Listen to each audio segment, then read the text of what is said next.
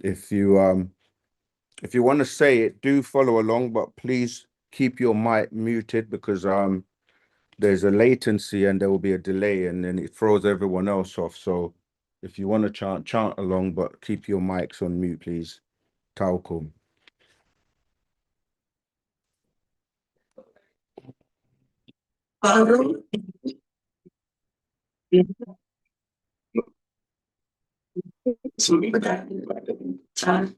Now it's more class, but then Johnny.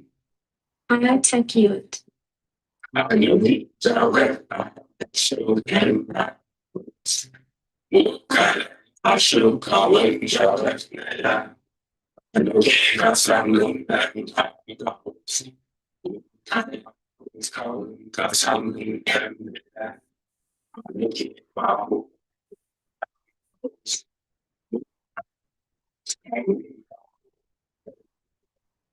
No, I don't know you. I met a something. Sabe, né, os caras são legal, né, go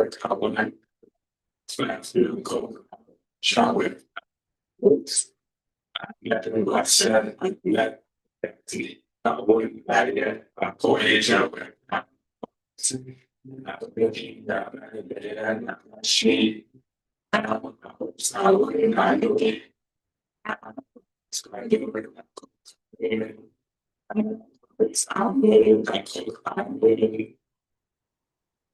All right. Translation for those who are not familiar with it.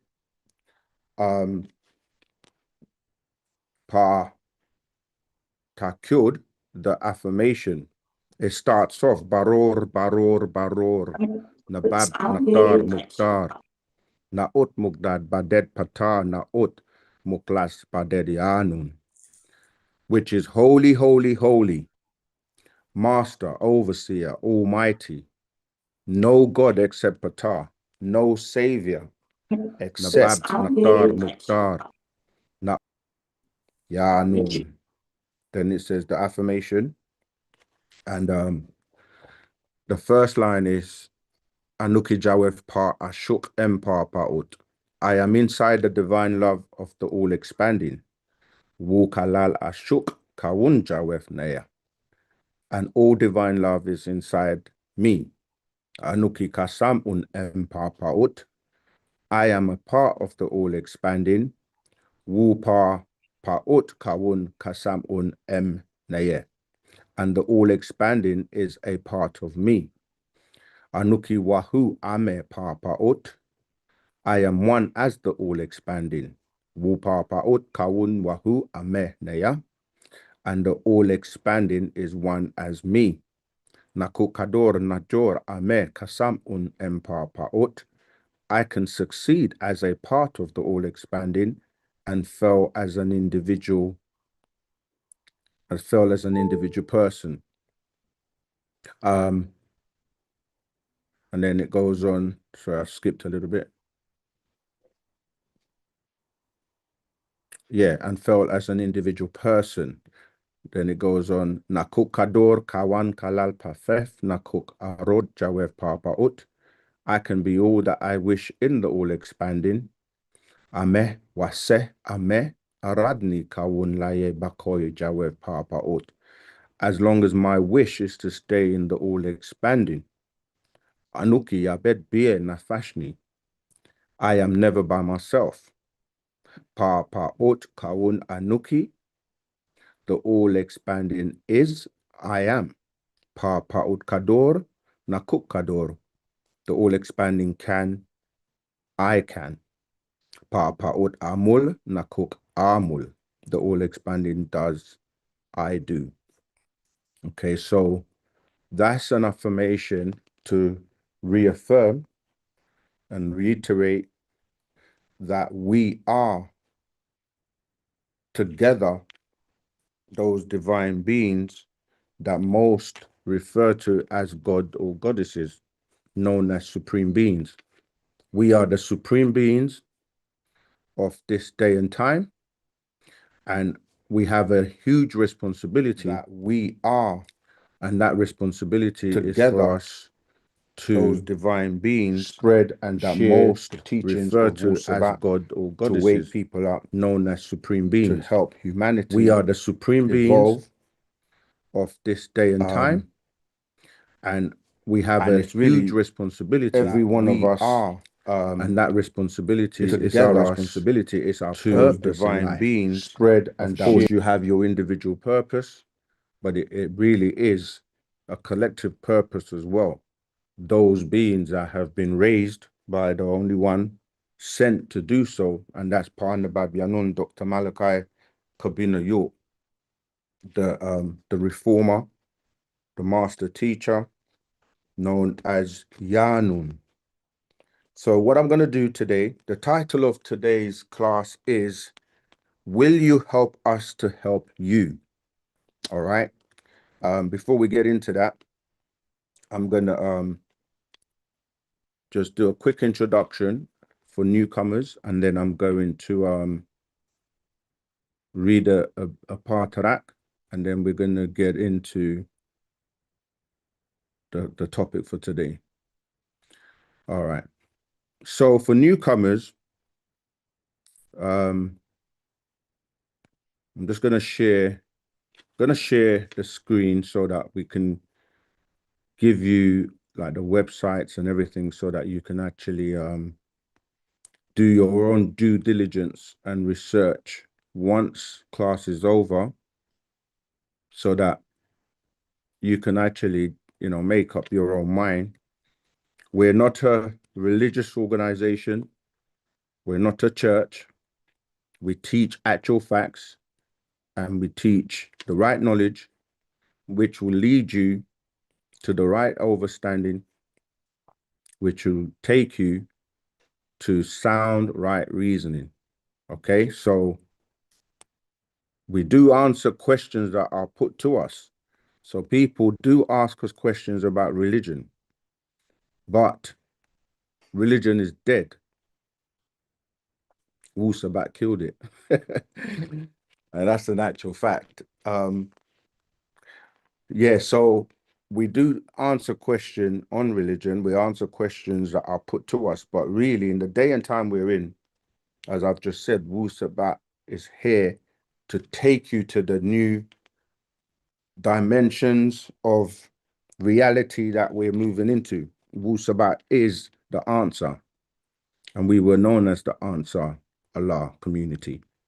All right, so for newcomers, this is our official, for those on Zoom, you should be able to see our official website, the UnitedSabiansWorldwide.com, where you can find out more information about who our teacher is. You can go to who is Dr. Malachi York or who is Dr. York. You can find out more about the culture, what we do. We hold classes. We have a calendar that we, celebrate our various events and cultural days. We have a gallery with a lot of pictures that you can have a look to see, the culture of Wu-Sabat and how one who claims to be, well, not claim, but if you do subscribe to being a wu-nuwaupu and a Sabian, this is our culture. Okay, so you can learn more about us through the website. We do have many stores and locations around the world. So if you click on contact and go to bookstores, you should find the most closest store, temple, community in your vicinity. All right, so this is a useful resource. So make sure you check out the local community near you. There's nothing as good as going there, fellowshipping, and getting to know the people and getting to know Wu-Sabat from the inside out, as opposed to from the outside in. Okay, so a bit of ground rules. If you would like to ask a question, raise your hand, and one of the moderators will bring you up on stage on Clubhouse, and then you can ask a question. And the same goes for Zoom, where you can raise your hand and we'll bring you up or we'll ask you to unmute yourself and ask a question. The part that I want to start off reading today, it's very short, so we can get through it quite quickly. It's called "You Need Me, I Don't Need You." So I'll start off. 1. Nuwaupians. Now that we have returned Abrahamism, Mosheism, Mosism, Musaism, Yeshuaism, Iosisism, Esauism, their spookisms, their faithisms, their beliefism. 2. Now that you know who you are and remember where you are from, Nuwaupians, know thyself. 3. Now that you know what they are, where they came from, and what they will do if you trust them. 4. Now that you remove their coverings over yourself, remove their foods from your system, remove their beliefs from your mind, and remove the fear of them from your hearts. 5. Now you are ready. Africa for Africans. Now all that others are welcome to visit. Remove their coverings over yourself. Remove their foods from your system. All others are welcome remove to help. Their beliefs from your mind and remove I'll say that again because that's the title of the class from your hearts. Will 5. You help us? Now you are ready, right? So verse 4 again from this part of that, called "You Need Me, I Don't Need You." 5. Now you are ready. Africa for Africans. All others are welcome to visit. All others are welcome to help. All other races are welcome. Yet, no, Africa is the original home of all living things, creatures and persons. 6. I, Pa Munzal Nathar Amun Nub Re Akpata Zedi. I have incarnated to you, from you, and of you to remove the spell of self-hate, race hate, ignorance, to raise the dead back to life. Make those who are blind see, to have those who appear deaf to listen, only to ask you to turn around and see your real self, who you really are, and what you really have done. Long before others existed, you walked this earth, just you and deity. 7. Long before 6,000 years, you have no real birth record. You always were as Paut, all. 8. All others come from you. In fact, you are their God, their Allah, their Yahweh, their Christ, their Jesus. You are all that is and will ever be. Without you, none would exist. 9. Now, with wu-nuwaupu, you are beginning to command yourselves again. 10. As it was in the beginning, so it is now at their end. It's your renewing. 11. Every 24,000 years, we must renew our records. 12. It's that time again. 6/21/2012. Summer solstice. So that's American date, but so it'll be the 21st of June, 2012. Summer solstice and 12/21/2012. So the 21st of December, 2012.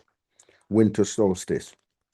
The new alignment, the Eye of Re, will be seen looking upon all as the alignment takes place with the black hole, the planet Venus, and this planet looking on from the center of the Milky Way to each of you, the true all-eye seeing looking on you all.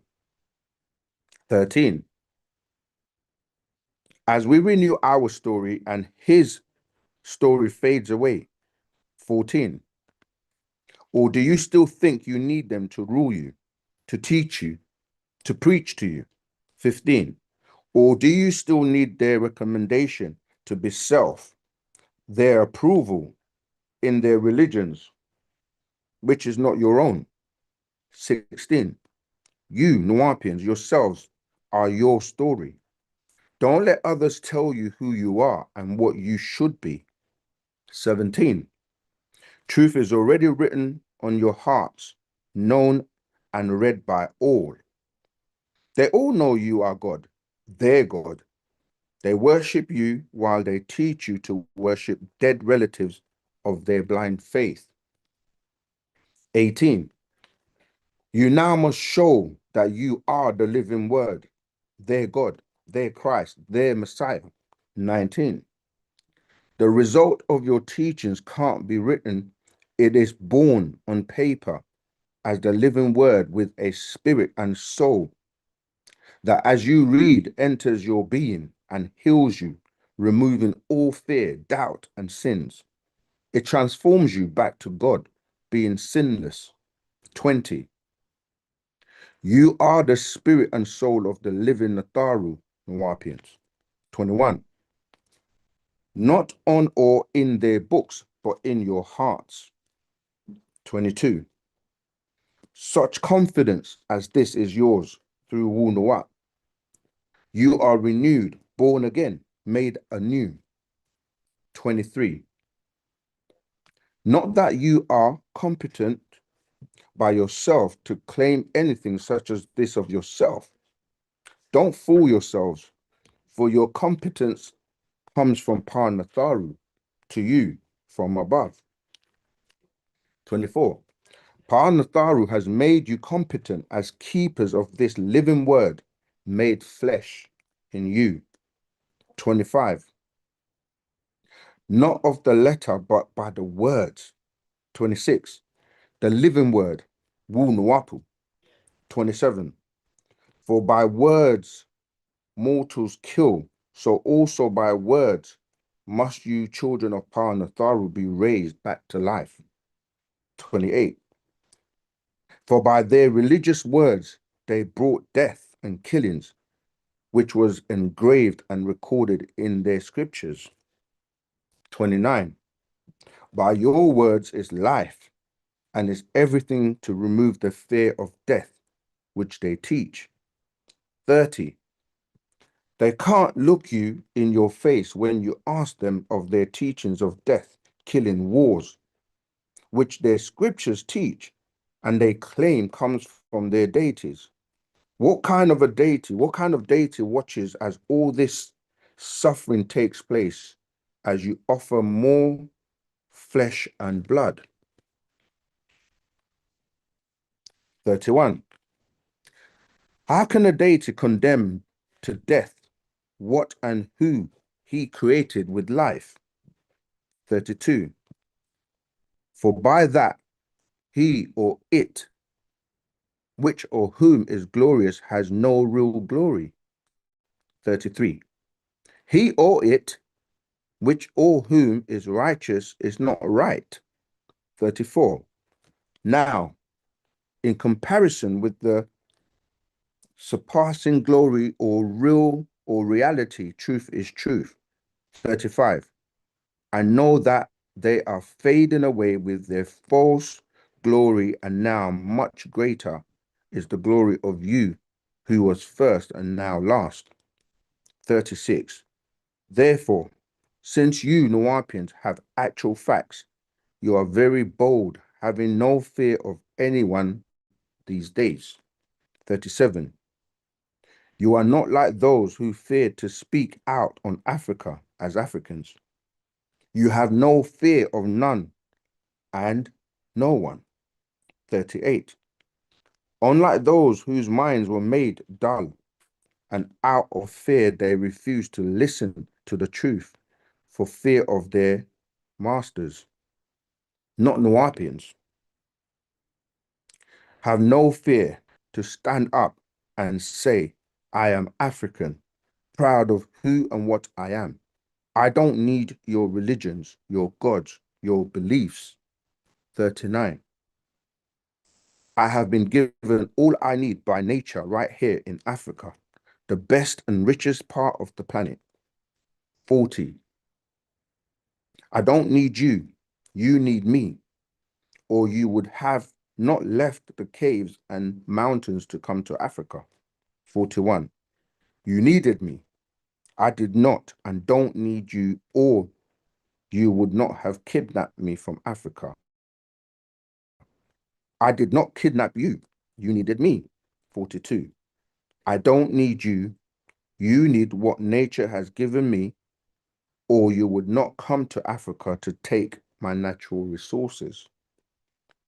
I don't need you. 43. I don't need you. You need me. And that concludes that part of that. Short, but very impactful. I'm sure you would agree. Okay, so as I said at the beginning, the title of today's class is Will You Help Us to Help You?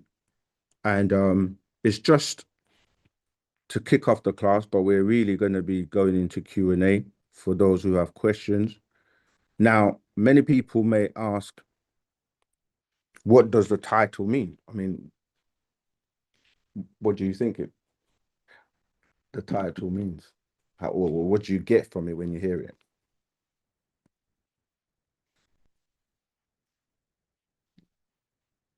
Would you like to use the mic? Please. And those on Clubhouse as well, please share the room. Let people know we're live. And those on Zoom as well, please share the room. Go ahead. Suppose if you're in terms of helping us to help. Shall I say the title again? Yeah. Will you help us to help you? Yes.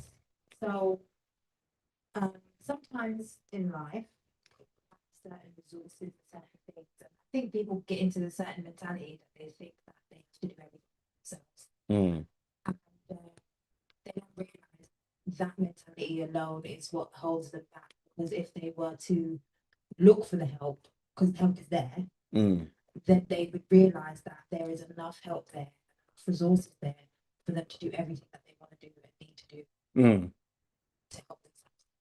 Yeah. So if you don't reach out for help, you won't receive help. Tour, absolutely. Yeah. Anyone else on Zoom or Clubhouse?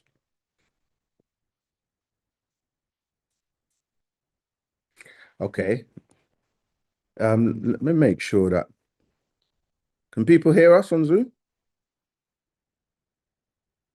Are we still on Zoom? Yeah, we are. Anyone on Zoom? Sure. Yeah. Okay, we have 28 people on Zoom. Oh, Colby's got his Loud hand. and clear. Loud and clear. Sure. Sorry. Can I ask my question? Sorry, go for it.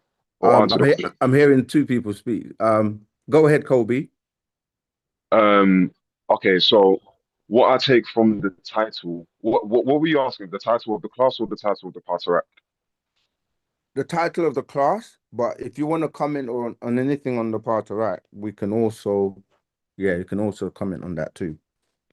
Okay. So what I took from the Pateract was in terms of you need me to help you.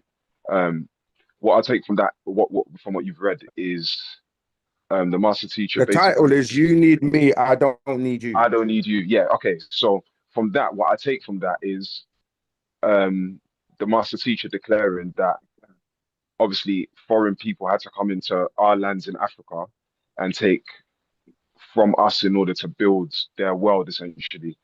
But then leading on to the class, the title in the class is now looking at maybe the diaspora or the people who have gone away from Africa and now they're in this European world, this Western world, and it's asking the question of, will you now, say the question of the class again? The title is, will you help us to help you?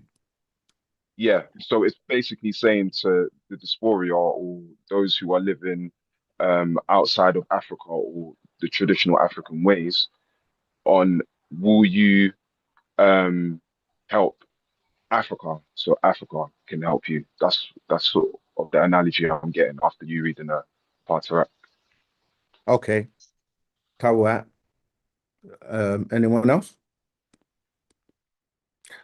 Okay, cool. So the first thing we should really ask is, who is it speaking? Robert, Oh, who's that? Jose, whatever. Oh, Jose Rawabat. Go ahead. I have a different understanding on this. When I Go ahead. read the title, will you help us about culture, asking the question to human beings? That's the way I look at it. Right. Like, will you help us to Sorry, you're breaking up a bit. help you as the culture asking the question to humanity? Excellent. Good perspective. Yeah. That's what I was. Yeah. That's what I was about to say. That in Wu-Sabat, as you know, we always say, break the words down, break out. Like, will you help us to help you? Who is the you? Because it could be, I could be speaking to you individually, you, or you as a group of people, society, humanity, and then who would be the us? Because it says, will you help us to help you? So who would be the us? And the us is really, as you say, Sabian, Wu-Sabat, the new teachers of this day and time. Would you help us? Because we are the ones here to help you, as in you individually or you humanity. So that's really the question. Will you help us? Because if you accept that Pana Babyanun is the guide, if you accept he's the one to bring this change that everyone claims or says they want, and the way he's doing that is by way of Wu-Sabat, by giving us back our culture and letting us know who we are by way of the Patarak we read, that you are the deity, you are the beings that everyone has got from, right? Even going back to ancient Tamaray or Africa or Egypt, what any of the places in Africa where he says the resources have been placed there for us to use to help humanity. But what's happened is you have been misled, made to be afraid, made to not recognize who you are, and given these foreign religions, as in the monotheistic religions, etc., that got you to forget who you are and to worship others. And then the same people took your resources to enslave you and enrich themselves. All right. So we're saying that we're reversing that now by way of natural nature, because we're now in the sun cycle. We're in what people are calling the Aquarian age. We're in the new cycle of the first shall be the last and the last shall be the first.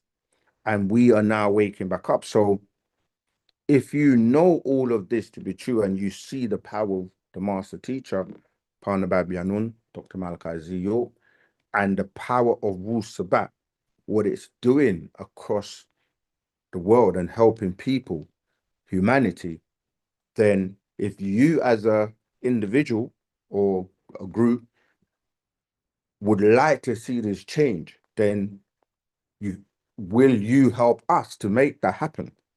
And the first and most important help is to start with yourself.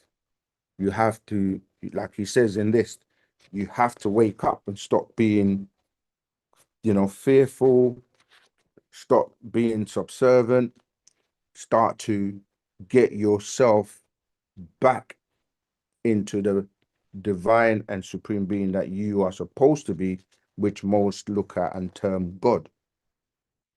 You see, so we're literally saying the first thing is to get yourself right. And once you're right, then you then lend a hand to help someone else. And that's why we say each one teach one. But then the one that needs the most help right now is Partner Babianun, because he has been incarcerated for doing this, for bringing about this knowledge, for bringing about these scrolls. And so the help we need is more urgent right now for him. And that's why we say, will you help us to help you? Because his incarceration and him not having his freedom means we don't have our freedom.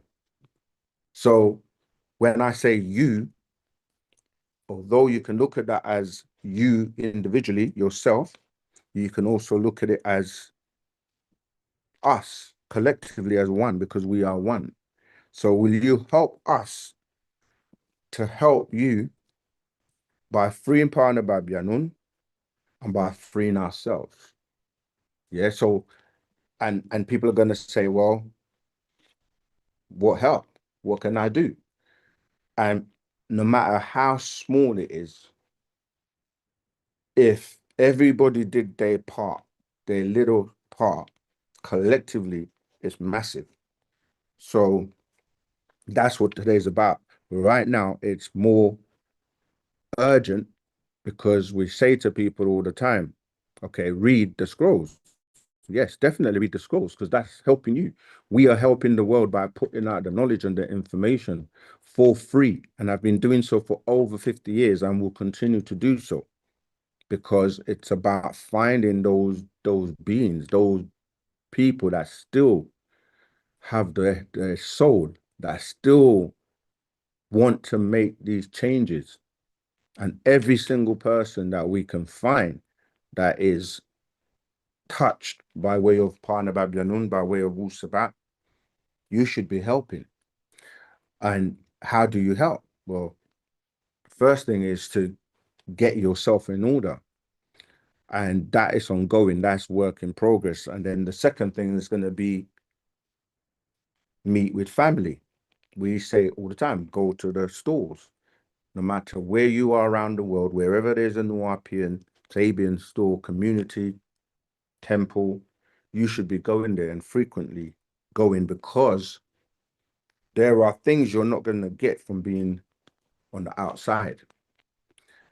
So when you look at our official website, you do see, the many, if you go to the orders and association, which is this section here, there are many orders, right? And you're not going to know what is taught inside these orders unless you yourself are a part of them. So you have to work your way into the orders. You have to be amongst the family. You have to be around, the classes. And a lot of people shy away because when you're in the family, there's work to be done. There is work to be done. Everything we do involves work. So, and that work requires help. Some people may have been around listening to the classes for years, reading the books, but they're not helping. Of course, you are helping if you're helping yourself develop and improve. But I'm saying it in terms of like current, like what is needed right now. People say, yeah, I've helped in the past, or I used to help, but this is an ongoing thing. We have to build. We have to, like I said, put all our efforts in to free the master teacher. That's mentally, physically, spiritually, So all your chants and all your intentions, your visualizations, your meditations, all of this also helps. So it's not always monetary, although that is also a part of it. We have to build physically because we have to accommodate everyone, you see. So will you help us to help you? People have been listening and, as I said, reading the books. And I put a question to people. Have you contributed to Partner Babylon's legal? You know, like today, this week, this month, this year, you know, everything you do will help towards us helping you, because people say they want the books. You know, there's so many titles, over 1,000 titles. People say they want a place where they can go and have the, you know, the ability to do the rituals and you know, get healed and all these things that we talk about. So people want to live and be in a particular type of environment, right? How are we going to do all of these things if you don't contribute and if you don't help? And there are many ways I'm going to touch on that you can help. The first one is the legal, as I said. And if you or on the website, you can just go, there's a search facility right here.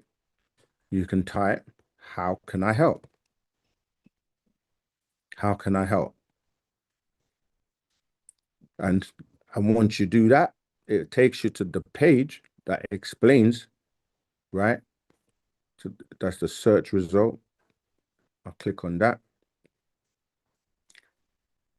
Wow, many people are joining. How can I help? And you can help by a free will offering.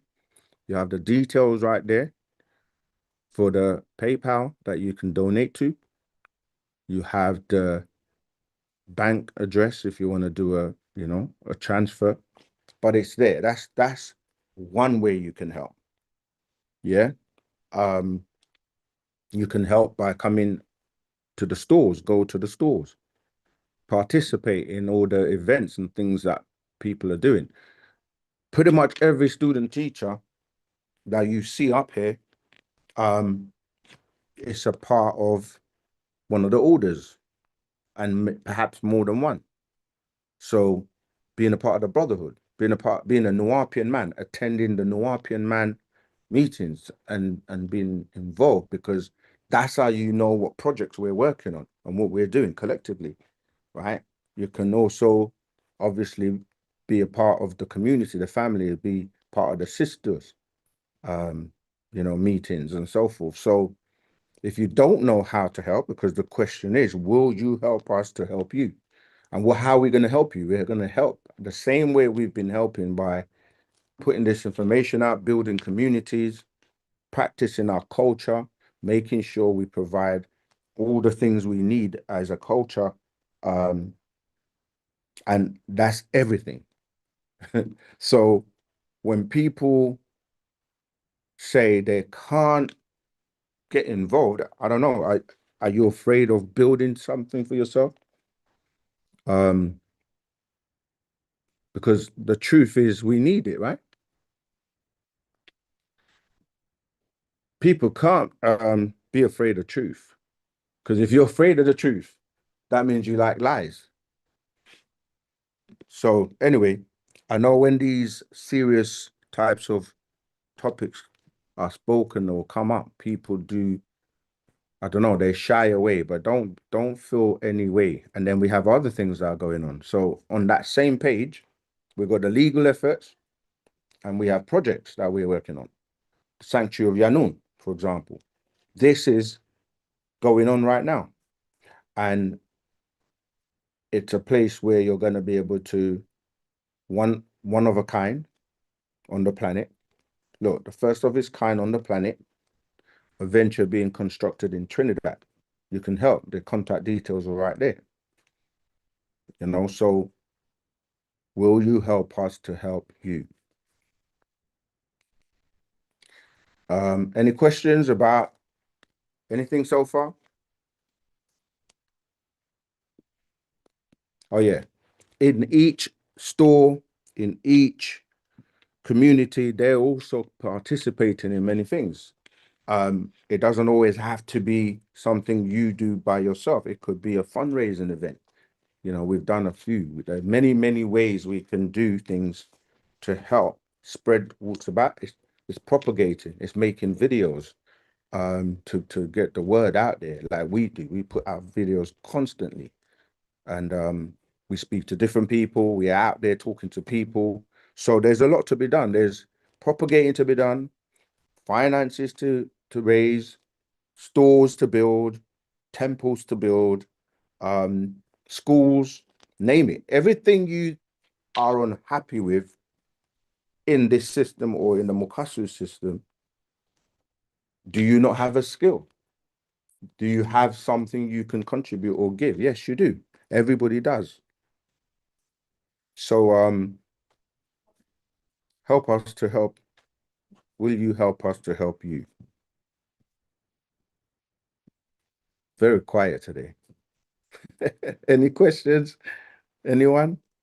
Rahul Batsis? Let me see. Where's Zoom? Zoom people are quiet today. 34 people on Zoom. Any I'm questions? here. I'm here, Rahubat. I'm here. Okay. You know, No. the place I'm in is kind of really tough to get to the communities, because the closest one will be like New York, and I'm all the way in Minnesota, Midwest, and Mm, you know, that's my next step is try to get to one of the families out there. That's going to be like a couple of 100 miles away. So, what would you suggest for people like me that's, you mm. know, that don't have no family around, but at the same time, we do have, you know, the website, which is we could get in touch with the brothers, but it's a Sure. little different than, you know, being in front of family members and being around them. So, what would you suggest for people like me? Excellent. That's 2 points. I would say the first one is um, when people say they can't make it somewhere, it's generally I'm not saying you don't have a valid reasons, but if I was to say travel 2,000 miles to come and get £1 million, I guarantee you people will find a way. Right? That's a Right. reality.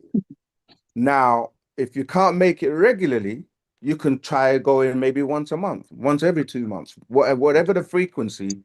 The reality is that you making that effort and being around family, you're going to benefit so much from that once a month or whatever. And it's the same with the help. Like, you know, when people I've heard people talk about going to stores and or maybe not getting the best service or not getting their orders in on time, but what they don't do is think about what it takes to make these things happen and how they could help make that process better, or if they were able to contribute 1 day a week to help out at the store, they might bring a different, you know, energy and vibes to it.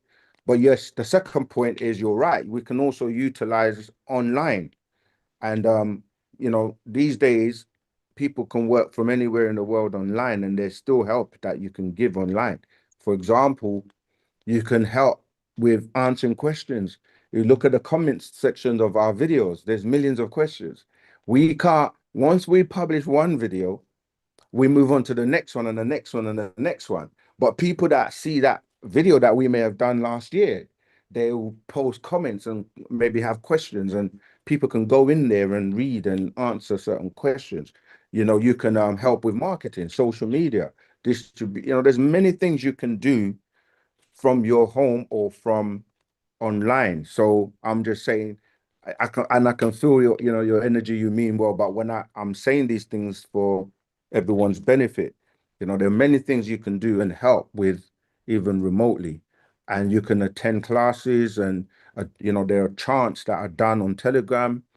You can still participate. That's what we say to a lot of our people that are in Africa, and they're like, oh, there's no bookstores here and we don't have a community here. When are you guys coming here? When we're gonna have a store? When we're gonna, and like the more we hear that, we're like, wow, like you are that person in that place that may be the seed to start something there.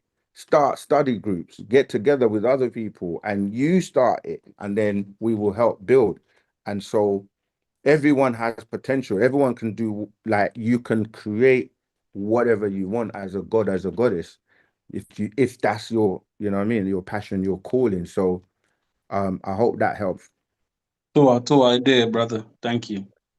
You're welcome. Untack. Okay. Kobe, go ahead. You have your hand up. Yeah, Kobe? sorry, quick question. Yeah, I'm here, man. Sure. Quick question. I did put it in the chat. Mhm.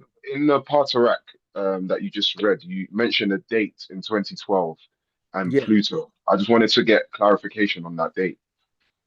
Right. I mentioned two dates. There were Okay. the summer solstice, which was the 21st of June 2012, and then the winter solstice, which was also the 21st of December 2012.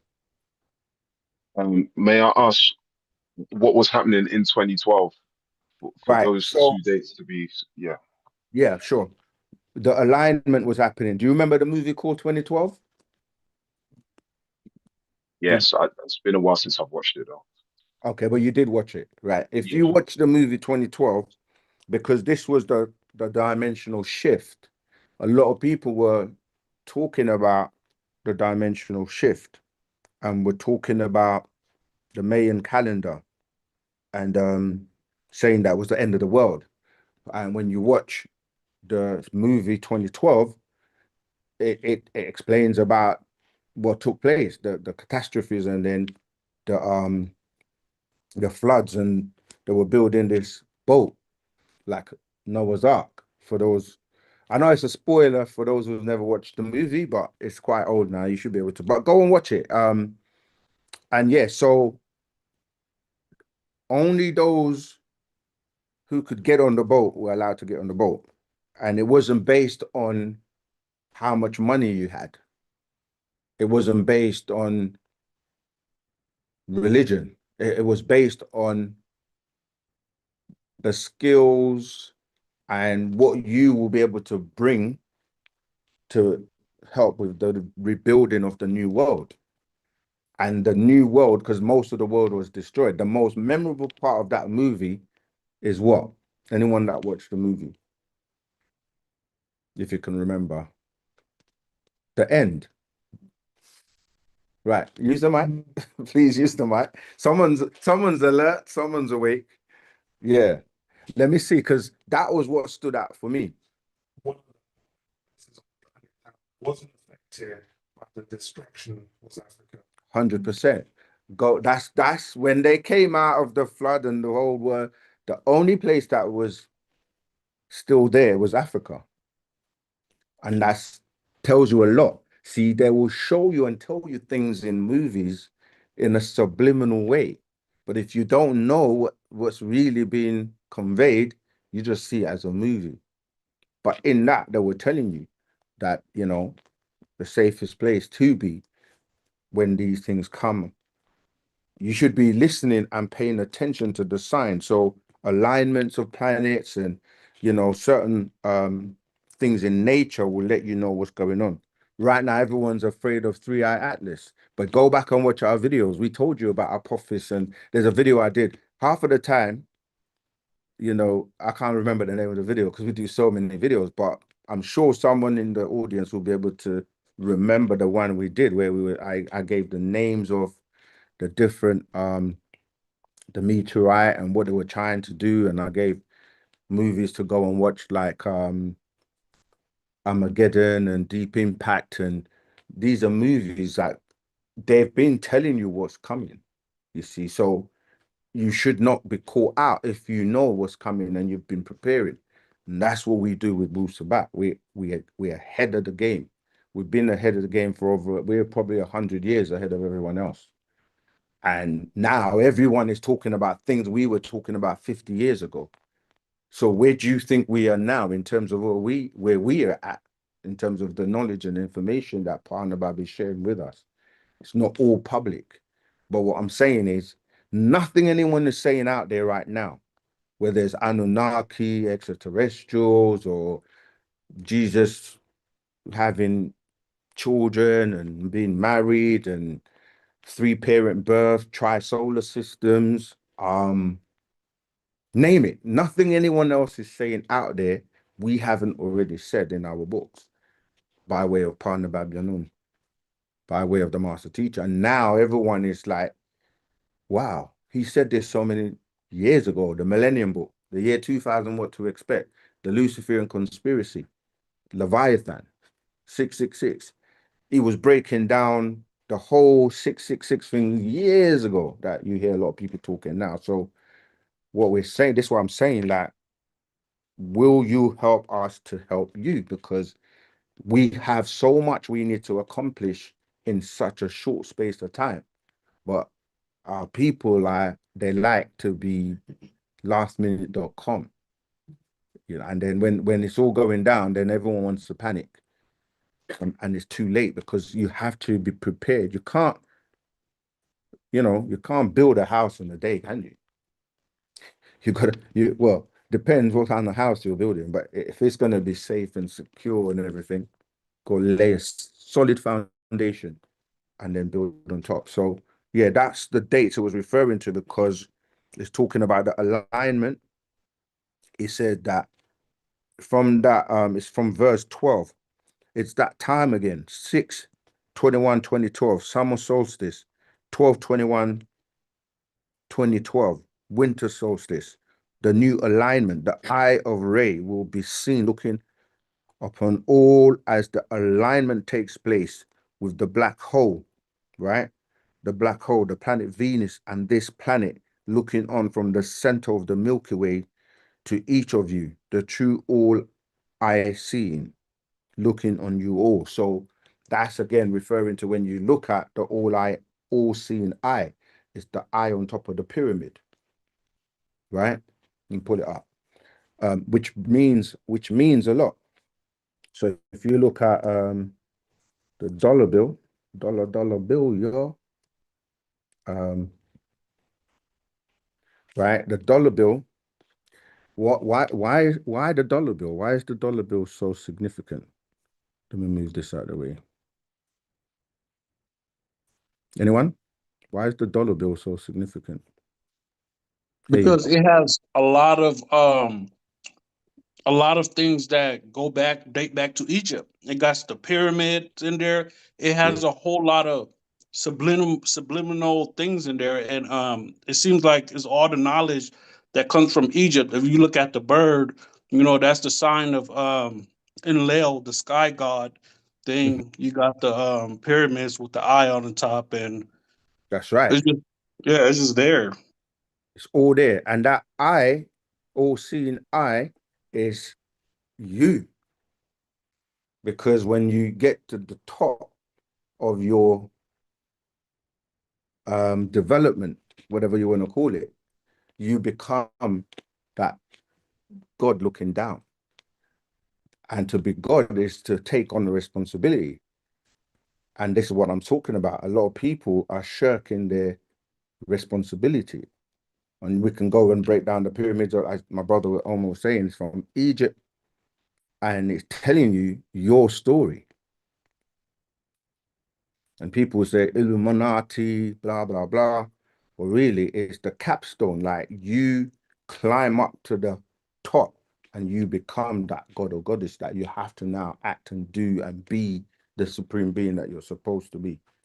But yeah, so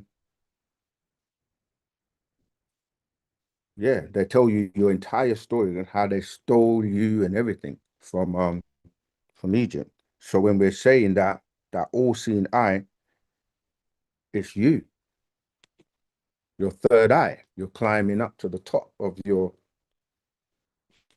chakra at the top before you realize who you really are. When you get to that top and your eyes open, boom, you're supposed to be able to see all things and know all things. All right. So yeah, I hope that answered your question, Kobe. Partly. Can I just probe a little bit? Yeah, of course. So I think the first thing I would ask to that is, what is significant about those particular dates? Like, is there anything significant about those two in particular compared to the other summer and winter solstice? And when did the master teacher write this Patarak for him to be talking about 2012? That'll just be interesting to know as well. Okay. The thing with the Patriarchs is that they came out after 2002, right? However, a lot of them, some of them may have been written way before then, because the time they came out is not when they were written, because sometimes what people don't realize is that, okay, let me give an example. You know, when an artist, like a musical artist, crosses over, and then all of a sudden, all this new music is coming out, and people are like, but they're no longer here. It's because they've got catalogs of music that they haven't published. It's the same with the master, because some people were like, oh, he's not the one writing the books, but he had already a catalog of information, and so much was written before he went inside, and some of it was written when he was being moved around, and a lot of it was written when he was inside. So as to when it came out, it will be after 2012. I mean, sorry, 2002, when he was incarcerated. The part about what's significant about it, it was the change, this dimensional shift. That's what was so important about it, because people were talking about the end of the world, but the end of the world that people are talking about started in the year 2000. But because that was the beginning of what they refer to as the second half hour, the first half hour being from 1970 to the year 2000. Now, from 2000 to 2030, which is what we're living in now, the dimensional shift came in 2012, which is when I said everybody was worrying about the end of the world. But that was it was a shift that took place. And when these shift takes place, they take place based on alignments and certain things. And that's what was significant about that, because many people thought that was going to be the end of the world based on the Mayan calendar. But the master teacher broke it down that it was the end of the world for certain, or a type of world, or a system. The world you're seeing around us that has been in rulership for so long that it's actually crumbling as we speak. And it's a countdown to 2030, where there are certain things taking place. I touched on what they're calling 3-eye atlas, that they've seen it, they've used. I was breaking that down in that video I mentioned before with the James Webb telescope. Now that it's the most powerful telescope that they've got that can look into the birth of the universe, and now they're able to see more things, and that's how they've caught this, what they're calling 3-eye, because the I stands for, anyone? What does the I stand for? Speak up, don't be scared. In 3-eye atlas, you know, right now on the news they're talking about this meteorite that's heading our way and is going to hit, or they say it might just miss, but yeah, they're preparing. Is it the third eye? That's an interesting one. I didn't see that, but that's good. But it's not that. But yeah, I like that. Interstellar.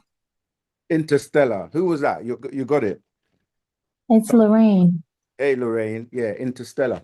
See, this is what we are. Like, we don't pay attention to detail. Like, when you see something like, oh, 3-eye atlas coming on the news, the first thing you should do is start to research. What the hell does that mean? Why did they give you that name? And why Atlas? And why is it coming here? And so on and so forth. So, yeah, Interstellar, because it's all about, the master's been teaching us this, like, you are extraterrestrials. This planet has been owned and run by extraterrestrials for years. That's why it's called Plan ET. We say planet. But, you know, they're beings that have been here. They're beings that want to claim this for their own. They're beings that don't like humans and they want to wipe you out. Or you know, there's so much going on the planet. They're so advanced, some of these beings, that they can mimic and do things to fit in, can walk right with you on the street and you wouldn't even know. And we have that ability because we're also able to shapeshift and do certain things. But you have no idea of your power because a lot of people are not activating that third eye. And yeah, interstellar, these are beings are able to travel intergalactically. And now we're moving to that day and time where people are gonna witness and see these things. There is a lot of cover up to make you still think. I mean, it's actually ridiculous in 2025 for anyone still hoodwinked and under religion. When we've been telling you it's books and stories about extraterrestrial. It's so clear. That's why I said religion is dead. Everyone in the books of religion are dead. There's nothing new about religion. If something is not changing, it's not alive. That's the one constant thing is change. So if you're not changing, you're dead. So religion is dead. But people like still try to hold on to it because they're afraid to let go and move into this new dimension. Why are they afraid? Apart from you've been doing it for so long that it's become a habit and you're just stuck in doing something that doesn't make sense, but you do it anyway. But why are people scared of leaving religion? My questions are not, they're not trick questions. I'm just like, Zamal, I did not understand the questions. Why people are afraid to leave leave religion. Yeah, to drop it, let it go. They don't know anything else, I I guess. have an answer on that one. Sorry, one at a time. Who was first? I see your hand, Josie. Sorry, it was me. Sorry. I said they don't know anything else. This is the fear of the unknown. That's the way I'm looking They at it. do know because we're here telling them. We've been telling them for over 50 years. No one on this planet can really say they don't know because it's all over social media. They're afraid of their God burning them up in hell. That's what they're afraid of. They're scared to leave because they've been told, if you don't believe and follow this book and this deity, you're going to be burned up in heaven, in hell forever. So people are scared to do that. I see you're itching to say something, Zamata. Please use the mic. I agree with what you're saying, but I also think they're scared of the responsibility. Oh, absolutely, yes. That's what being God is, right? Yeah, because if you essentially what religion gives you is that you don't have to be responsible. Yeah. You don't have to feel worthy. You don't have to love yourself. You just put all your love and your energy and everything into something else or someone else, and then you'll be looked after for the rest of your life. And then you don't think rather than think with Wu-Sabat, it gives you the wheel is in your hands. So you either drive it or you crash. That's right. People are afraid of that because especially if they've been in religion, because now they have the mentality of not being worthy. So now you give them the wheel and they're like, no, I've not driven before and I don't know how to drive and don't give me that because I'm going to crash. So they've already eliminated the idea of them being able to take control before they even take control. And that's called programming. I think the sister's got a hand. She wants to, let me let you finish and then we'll. I just wanted to add to that because I agree with some lot. It's interesting, like when you have that external locus of control, and you give that control up, a lot of people, some of therapists, and I see a lot of people, external locus of control, they tend to have depression, mental health disorders, because they feel like they're losing control of their life and they don't know what to do about it. And they don't seek to maintain their own look at themselves as God. They refuse to do that, but they end up with a lot of mental health disorders when they don't do that. And so therapy, even in Western therapy, it's trying to get you to have a more internal locus of control and know like what is it your control, how can you manage your life, how do you use these skills, how do you apply yourself, how do you feel more good about who you are. And it's interesting how in Western therapies they try to like get you back into that, but don't want you to be too far into your internal locus of control. So you're still under control. Absolutely trying to control you. Absolutely, thank you. You're both absolutely right. And How can you hand over your life to someone or something that doesn't exist? That means you're delusional. You're fooling yourself to think someone else is going to come and take away, as they say, all your sins. But the same person that you're being told is going to do that came and failed. He couldn't save himself. How is he going to save you? And it is mental health, like when you deal with religion, because when you start to look at the entire thing, like no one's coming, because he claimed that he will be back soon, as they say. How long is soon?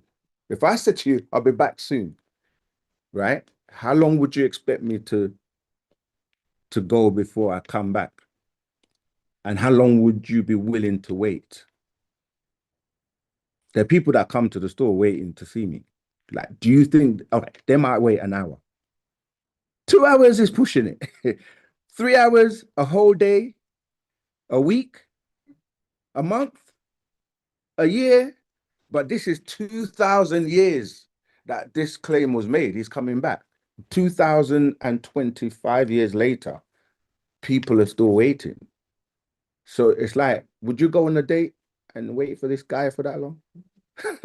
He's not coming, clearly, or she's not coming. So yeah, it's a fear of responsibility, being God, and gods are responsible. Yeah, of course. Go ahead. I see the hands up on Zoom. We just got a few people in class. It's already, yeah. I think you've just turned it off. We are failing to force the plant tree to grow. The human family is a tree, and we have to let the Okay. We can't force the grow. We just have to let it follow its natural process. And you're saying that to say humans will wake up, but it's just timing.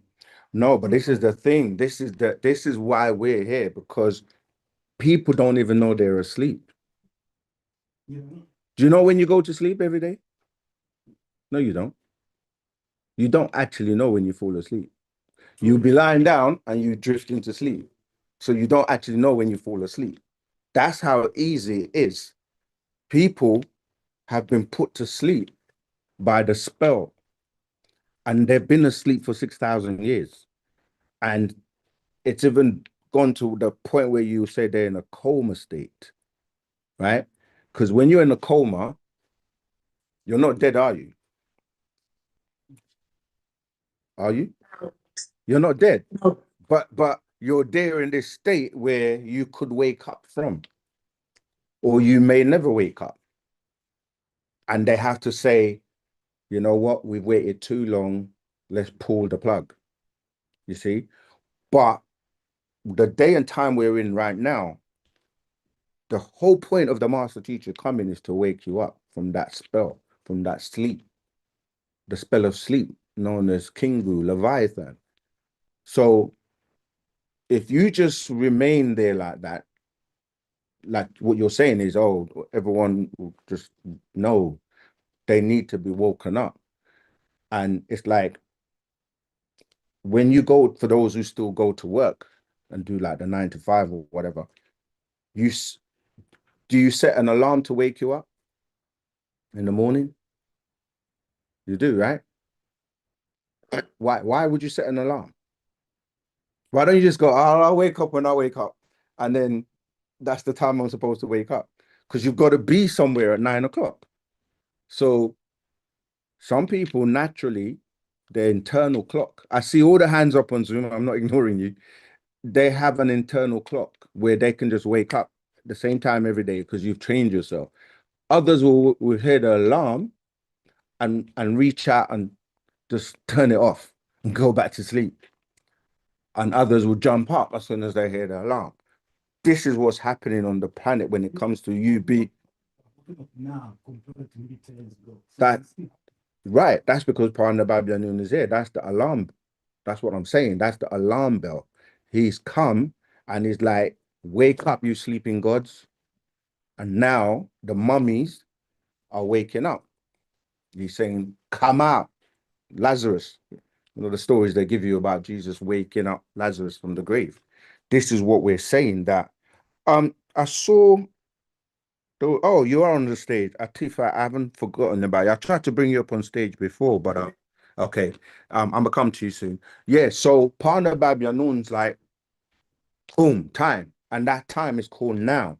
It's actually something that was programmed in your DNA to wake you up once you hear his voice, read his book, or anything to do with him waking you up. And now the sleeping gods are waking up all over the world. This is what they feared the most this day and time coming. And that's what they've been expecting. And they tried to stop this from happening by eliminating anyone who seemed to be that person. You know, they set up COINTELPRO to look out for the Black Messiah. This is the terms they used, right? So anyone, whether it's Malcolm X, Martin Luther King, Noble Drew Ali, Clarence 13X, Ben Yahweh, anyone who they thought would be that person to wake us up. The first shall be the last shall be the first, right? I don't have any mods on Clubhouse, so I'm gonna try my best to bring everyone up. So what we're saying is, yes, you can't just say people are gonna wake up on their own, because it's like we started a race, somebody tripped you over, tied your hands behind your back, and made you forget who you really are, and they were running and winning the race for 6,000 years, and boom, year 2000 came, wake up time. All right. Jose, in fact, let's let Atefe, if I'm pronouncing your tones properly, go ahead, sis, and then we'll come back to the brothers on Zoom, because it seems you've been waiting a while. So, yeah, I just wanted to respond to everything you were saying, but you move forward so fast that it would just seem out. No, it's fine. You can, it's okay. You can go backwards. Keep up with it. Okay, but if you want to say anything, going back is fine. All right. Okay. All right, cool. Jose, go ahead. Robert Zama once again. Robert. Yeah, I want to follow up on the customer service point that was brought to the class, especially when it comes to the online support that we can give. Yeah. Because I have a vast experience on customer service, especially online. And I would love to start doing it. I would like to know if there is any requirement that is needed in order to start doing it on YouTube or on the vast social media platforms that are out there for either OSM Vision or Wu-Sabat itself. Because, we are ready to do that. I can even train hundreds of Sabians in order to do that. Even AI, we can work on that. But I would like to know if there is any requirement needed in order to start doing it, because I'm ready, or we are ready here. No problem. You're already attending an wu-nuwaup man meeting, so we can pick that up. That's not a problem. All right. Okay, 100%. Yeah, appreciate you just have to take it offline. Yeah, go ahead. Yeah, one more point on the reason why people are afraid to drop religion that was also brought throughout the meeting is also you mentioned that yes, is the fear of God and hell, and which is 100% correct.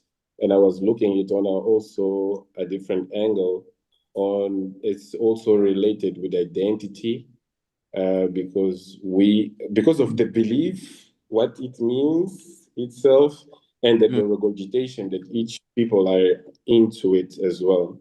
Because basically what most people fear about dying, about death, happens every night when they go to sleep. Right.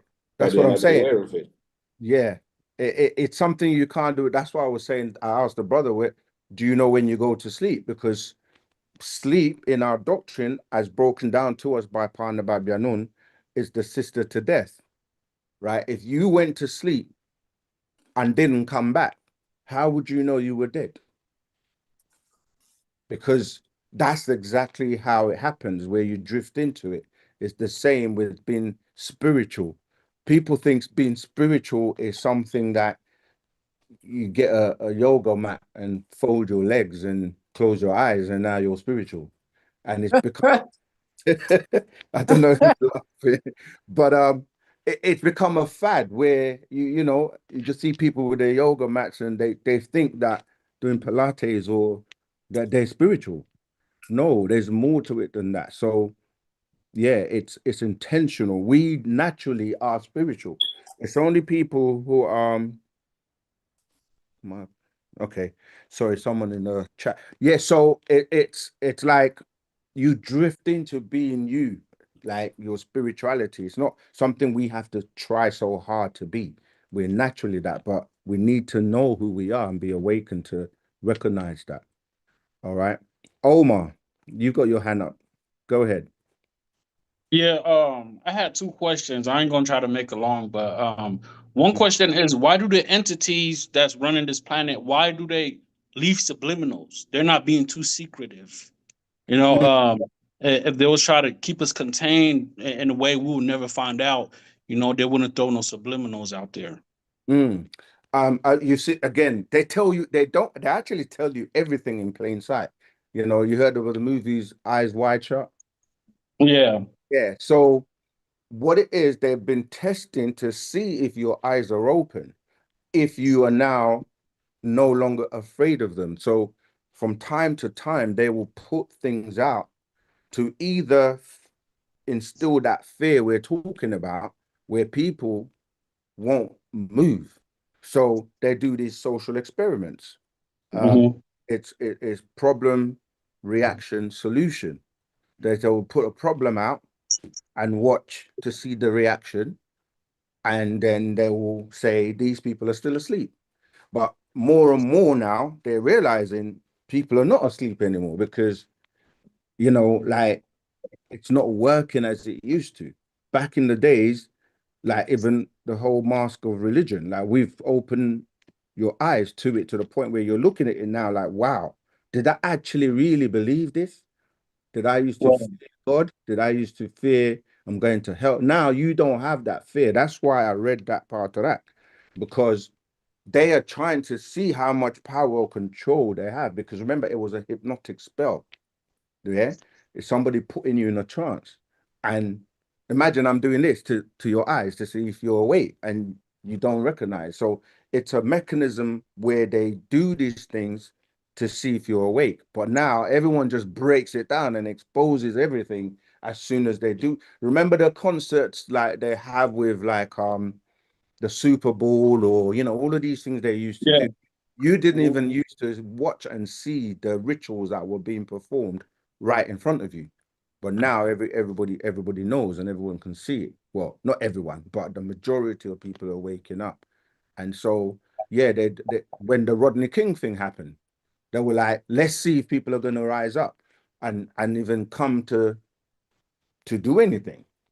But obviously, in recent time, you see the riots and certain people don't just like go to sleep anymore. So even with just Ibrahim Traore from Burkina Faso, people in the West are saying, "You trouble him, and we're ready to come to his defense." That's to show Right. that it is our time. We are waking up, and we're not trying to incite any violence, but they are. What did Michael Jackson says? What's that song? They don't really care about us. Yeah. Yeah. There was Uh-huh. another one, Black or white. Black or White, um, Busta Rhymes. Let me see if anyone's gonna get this one. Busta Rhymes. What did Busta Rhymes say? Too much of us is dangerous. Dangerous. Yeah. Yeah. Dangerous. Yeah. Yeah. Right? So when you go back now and look at these songs and then these people, Michael Jackson, etc., that was at a time when he was also like standing up. He had the catalog. the Beatles catalog. He was like, I paid all my debts to Sony. You know, all of these people, we can go on and on, and Angie Stone and many people that start to talk out and speak out. Some of them forget they made a pact and they actually signed contracts, you know. So yeah, it's a time where, going back to what I read before, and you know, you should definitely read this part of that. It's so impactful. It's so short. I know many people missed it when I read it before, but that's what it's saying. Like I'll read a little bit more. It says, from I'll read from 24. Parnatharu has made you competent as keepers of this living word and flesh in you. 25, not of the letter by the words, because they tell you in the beginning was the words, right? So 26, the living word, which is wu-nuwaup. 27, for by words mortals kill, right? So also by words must you children of Parnatharu be raised back to life. Yes, these words of Wu-Sabat. 28, for by their religious words they brought death and killings, which was engraved and recorded in their scriptures. 29, by your words is life, and is everything to remove the fear of death, which they teach. Because that's one of the keys. Like we're saying, people are afraid to die. But how can you be afraid to die and then say energy cannot be destroyed? So are you really going to die? No. So what are you afraid of? And the funny thing is, most people don't realize that what they're calling death is life, and what they're calling life is death, because they've switched everything back to front. So they make evil fair seeming. So when people say, I want to go to that next realm, you have to shed the skin suit. Yet the Pope, who's supposed to be so close to God, was scared to die. How do we know this? He drove around in a bulletproof Pope mobile. But you're like the second person to God, as they teach in their world, right? So why are you not in a hurry to go and meet him? You know, these are the things that in religion people don't. If your eyes are still closed, you're not going to see it. Sorry, Omar, you have another question, or I'll move. Yeah, Exactly. Go ahead. yeah. So my other question is, this may sound a little bizarre, but it's from experience that I went through. But what is the closest way to experience death? I mean, because I died back in 2012 for 4 minutes, and I was in coma for 7 days. And from my experience, you know, that's when I got rid of religion. I started, you know, going the spiritual path. But how would someone experience that in a way that's not, you know, where you're going to really cross over, but get close to that experience? Okay. You didn't really die. That's why they call it a near-death experience. If you're near it, you're not dead, right? But Yeah, yeah. Well, yeah. my heart stopped for 4 minutes, No, no, I feel you. I hear you. but I didn't Um, cross over. um, we die every night. That what you're calling death is leaving this physical skin suit. And the master said that we should have developed to the point where we can come out of our skin suit at will anytime we want. But a lot of people, because of that fear, when they feel that happening, you know, what people call sleep paralysis or astral projection, like you should be able to do that. But the thing is, because he hasn't been around to teach some people how to do it properly, the fear of leaving before your time and being trapped out there also kicks in. Because if you don't know what you're doing, you know, you hear people say people were in their sleep and they passed on, and they were like, they were healthy, nothing was wrong with them. They've left their body and haven't been able to get back. Some people can, if that's their time to go, that's their time to go. But this is why we don't meddle or play around with things like that without knowing what you're doing. But the way to experience it is through astral projection, is most people don't even practice dying. That sounds funny. But if you ever read the scrolls like the master put out years ago called What and Where is Hell? Yeah, those books. Like this is an exercise you can do. Lay on the floor when you can, in your house or your apartment, whatever, and imagine you're dead, right? Now, when I say that, really think about it. Like you're actually inside, if you're buried, that is. We know we cremate, so, but if you like read that book I mentioned, What and Where is Hell, and think about your body like you're actually there in the ground and all these like maggots and worms and everything just eating at your flesh, and just think about that. And as you're lying on the floor, really think about how you would really go through that experience. It will help you to kind of like recognize that this is just a skin suit, and the attachment that you have to physical things and the emotions you attach to physical things, you have to start to learn that you got to let go of those, because when you are going, if you don't cremate, that's gonna be the attachments that hold you back here, you see. And so that's why if you think about it and practice it, when it actually happens, you're not going to be that. Another one is to think about, this is all about detachment, right? Think about the person or that thing you would not want to lose, that you have such a bond with or an attachment with. Think about them not being here, or the process of whatever happens and they're no longer going to be here.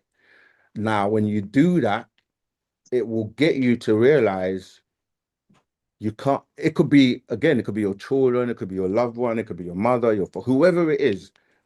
If you don't practice that, it comes as a shock when you actually hear it. Oh, they're gone. You're like, what?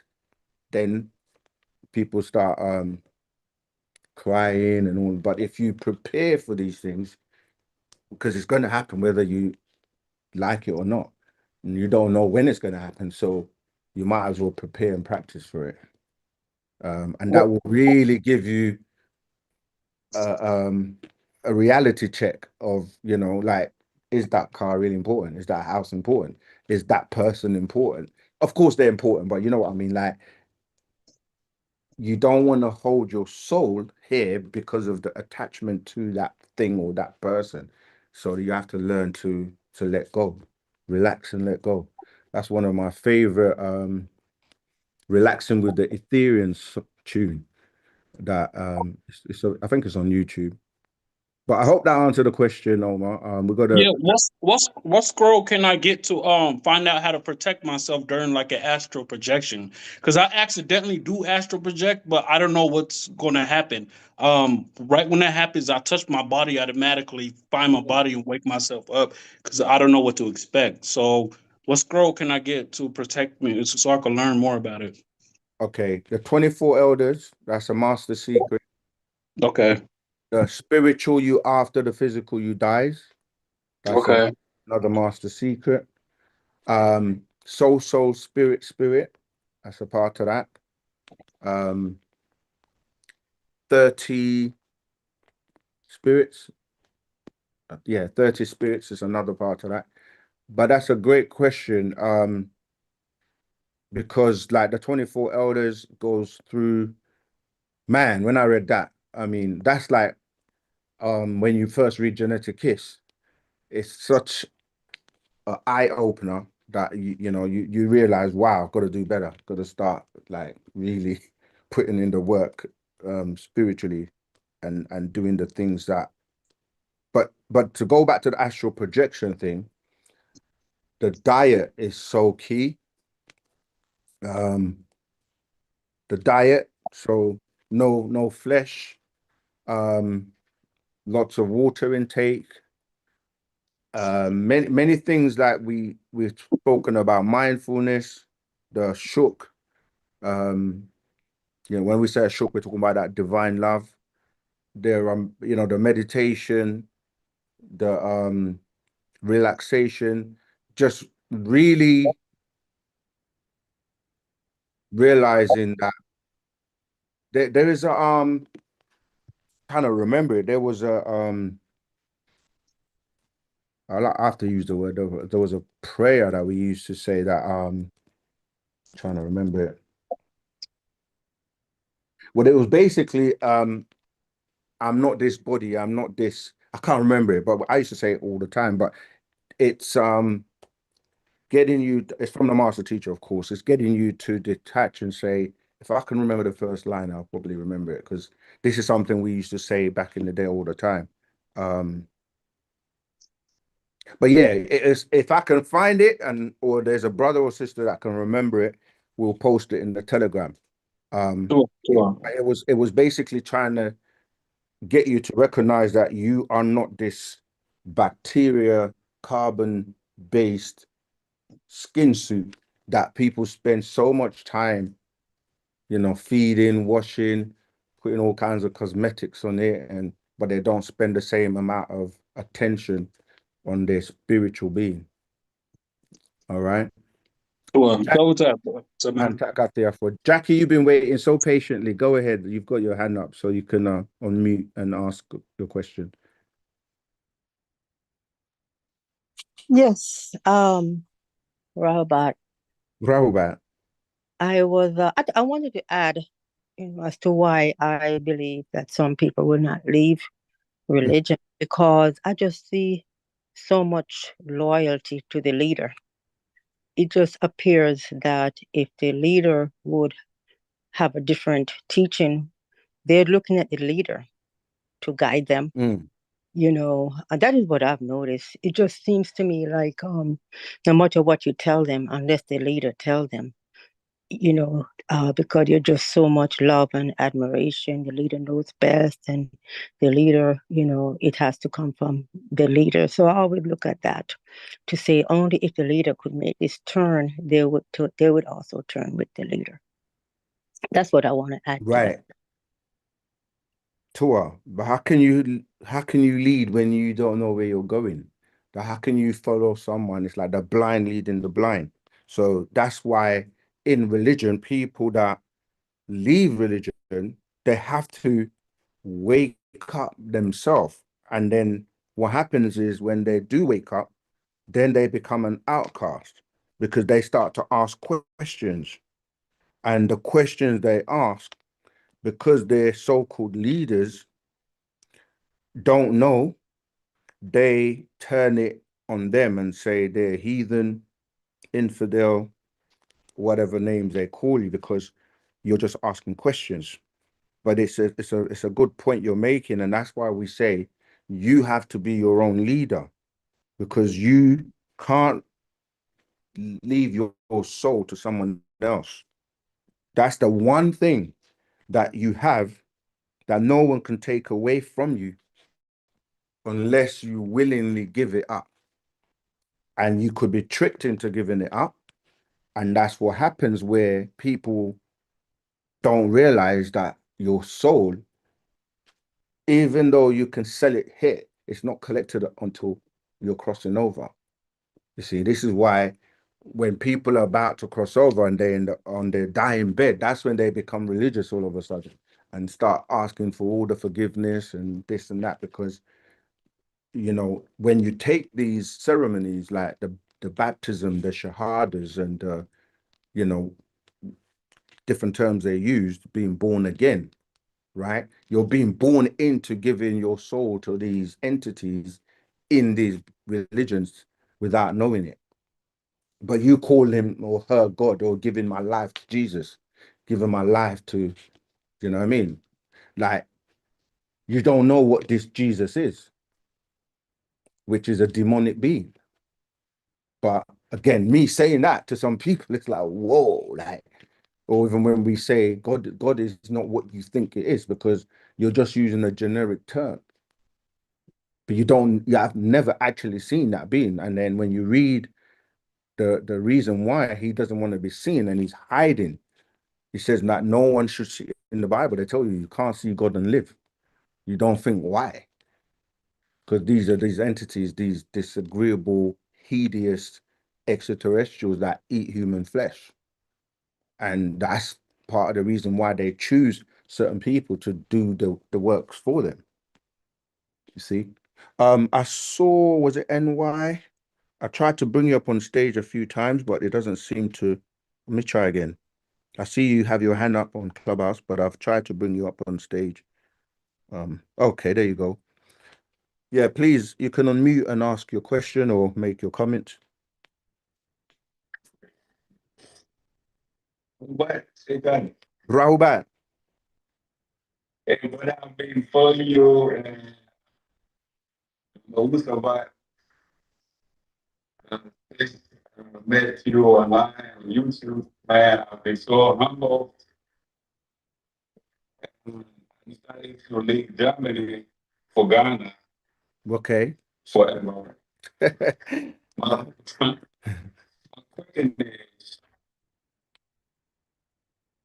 since I got here to Ghana, my own people, my village, my families, and all the friends that you name them. Everybody is sleeping. If my mother will be alive, she will still be sleeping.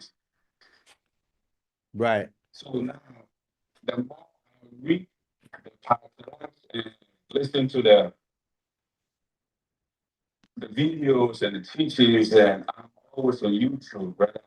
The more I learn, the more I know, man, I know nothing.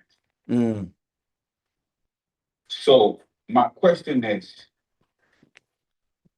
what is going to happen to our brothers in Africa? The majority that don't know Wu-Sabat.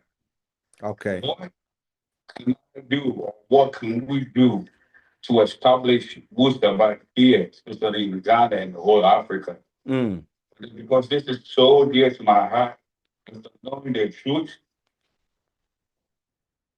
Since I was a child, I knew there was something wrong with religion. We felt Sure. Okay. Firstly, I want to. so, Okay, go ahead. but there's a million questions for you, but not today. Okay. Huawei. First, yeah. So village need Wu-Sabat. All right. What should I do? What can I do?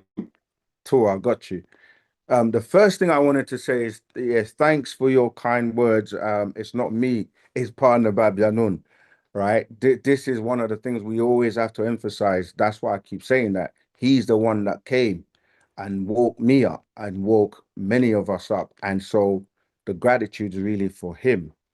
Now, the second part is you are the God now. This is what we're talking about in terms of, you know, you are now been given that responsibility to go and sorry, I think I've lost. Are we still on Clubhouse? Because some it's oh okay, yeah. It just shut down on my side. That's right. Yeah. Yeah. So you are the God now, where you have a big responsibility, and this is what we're saying, that whoever is in a location or in a place and they have been ignited by Wu-Sabat, they have to recognize that we have to now work with you, especially if you've got that calling to establish and build there and teach. You can just start off with study groups, you know. But this is the thing. The power is in you. Your ancestors are with you. You have been guided back there to do that work. And it's down to you now whether or not you rise to the occasion. And yeah, and just share as much as you know. Don't think you're on your own, because we have our ancestors with us at all times, you see. So what I'm saying is, yeah, you are that person, that light that's gonna start to spark other people off. That's what it takes. It starts with one person. As to thousands of questions you've got for me, we can do a one-to-one. I do them with other people all the time, where we can sit down. Yeah, we can do a one-to-one. You can ask us anything. That's our phrase, right? So yeah, that's why we're here. We as student teachers. You know. Yeah. scared a little bit. You're scared. Sometimes when sometimes when I be put some questions that I cannot answer them, that's where the fear comes in. No, don't be afraid. That I've been getting from the last book I read was uh, the healing, the science of healing. Science of healing, yeah. Yes. But the information that I got myself, I have to read this book again to make sure I know nothing. The more I read, the more research I make, the more I see that I know nothing. I need to put in more. We're all in that. Imagine myself in my village people and telling them all these things, they would throw me questions back. That's where it comes to that I think I'm not ready yet. Right. The thing is, the master says this, right? Our worst is better than their best. Meaning, you can read one book from the master teacher and you will learn more than someone who has been in religion for 20 years. That's how crazy, well, not crazy, that's how impactful Wu-Sabat is. So what we're saying is you have to teach what you know. What you don't know, you can't teach. So you have to just start with what you know. But there is obviously, in terms of experience and tactfulness and knowing how to not be egotistical and all these things come with it, because sometimes the minute we know something, we want to run and start to most people show off and show that they know more than the other person, like it's a competition. Wu-Sabat is not like that. Yeah, Wu-Sabat is not a competitive thing. It's been given to us as a gift from Natharu, and it's about how you share it and wake other people up. There's nothing as noble or great as you helping somebody else to wake up from that sleep, from that spell. So take your time. It's not going to be overnight. Right. And the thing about not knowing the answers is such a good place to be, because you feel like I have to go and find out. If somebody asks you a question and you don't know, you have that burning desire I must go and find out the answer. And for us, you're lucky and fortunate that, well, not lucky, and English throws me off a lot, but we have the Telegram group where you can ask. We have many student teachers you can ask, and we have the classes you can ask. Ultimately, we have Parna Babyanun also that we can ask. So, this is Wu-Sabat's alive. Yeah. Before I mute, before I go, this question. So, the language. Yeah. As an African, I'm a native, and I know almost 3 or 4 languages here. Yeah. And what about Wu-Sabat, the language that you have been teaching? People do I have to learn that? I mean, I don't get it. To be an African and also learning this language to it. You do. What? We all have to learn it. And you're not an African. That's a label that you've been given. You're a Nuwaupian. And this is the point that Parna Babyanun is trying to make. We use that term because it's how we are classified worldwide, right? When you start to look at the races on the planet.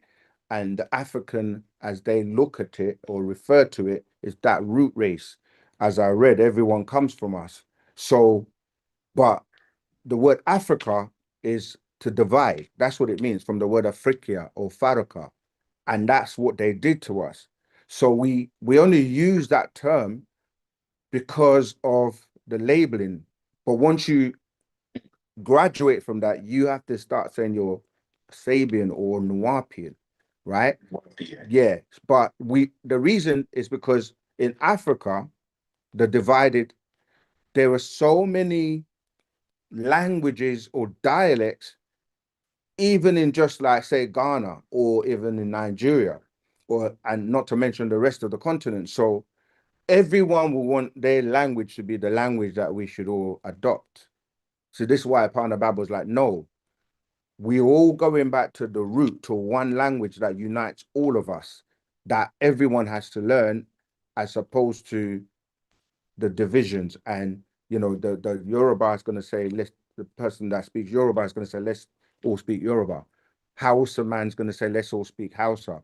Akan's going to say, let's speak Akan. Tree, they're going to say. So it's like these beings, these Natharu, the overseers, are smarter than we are. They have it all already set out for us.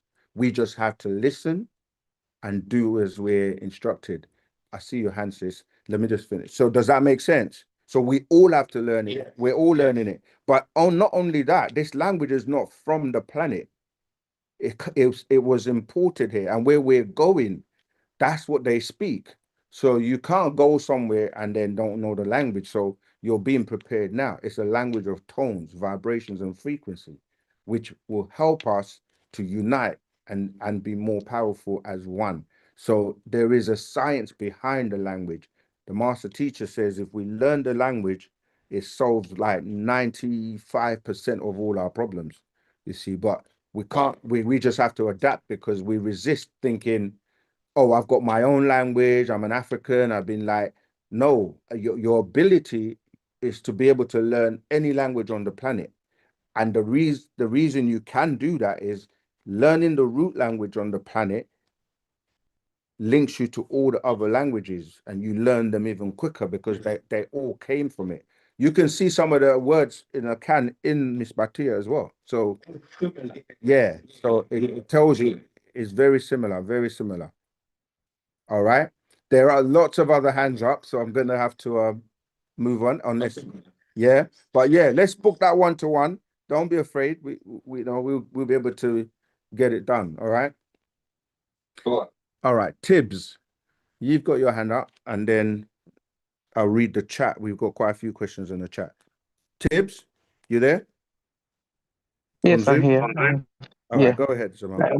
My question is about AI. Is there any way I can read about what the master says about AI, artificial intelligence, and how it's going to affect the world?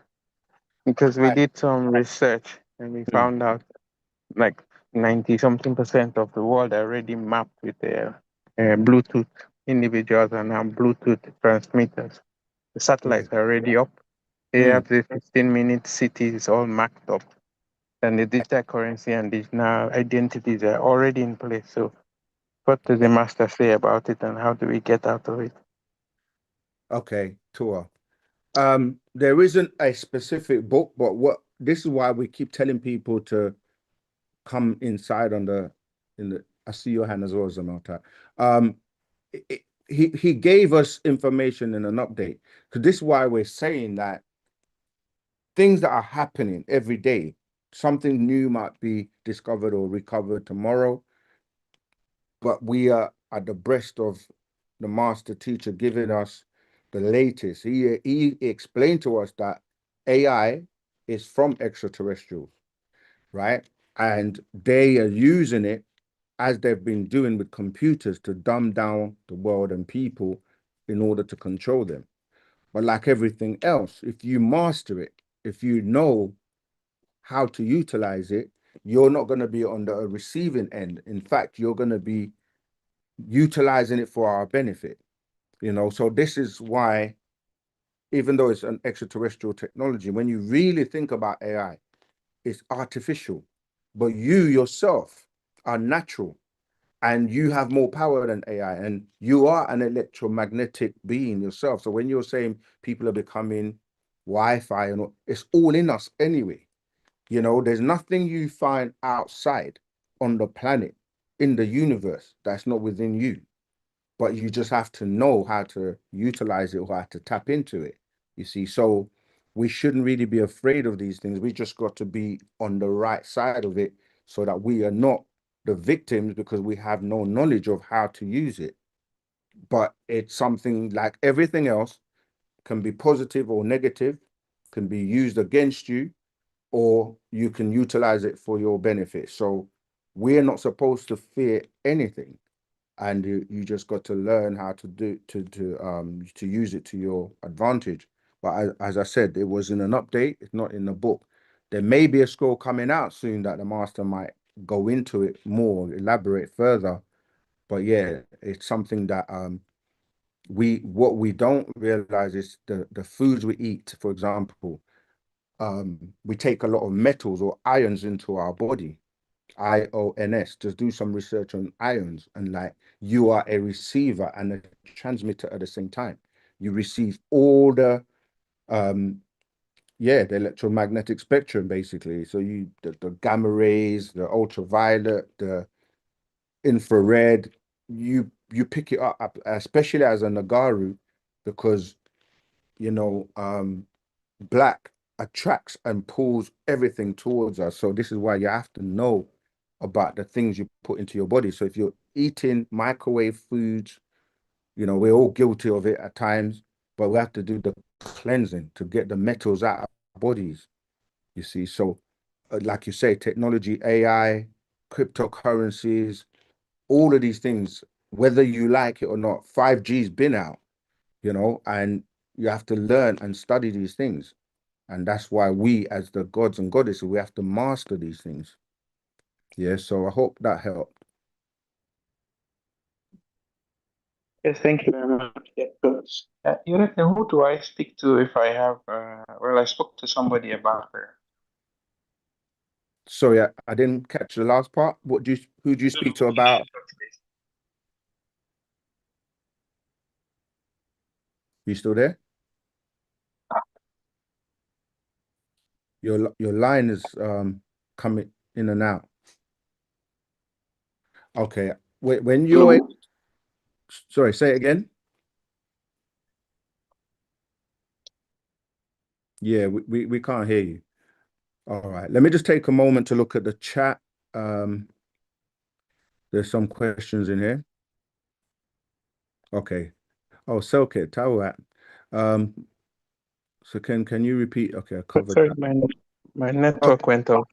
Okay, you're back. Yeah, what were you saying? There was another thing, the last part. We're looking at the options of how to get the master out. And I spoke to somebody and they have a full system of how to get people out in that kind of situation, where the legal system does not apply anymore to you. So Okay, who can I touch base with? right. Are you in any of our groups? If you're not, we're all in the group. You can actually instant message me, and we can put you into to the legal team and the right people to help. The thing I is, think I got your number that time I came to UK when you had the meeting, remember? okay, 2 weeks ago. Yeah. okay, yeah, cool.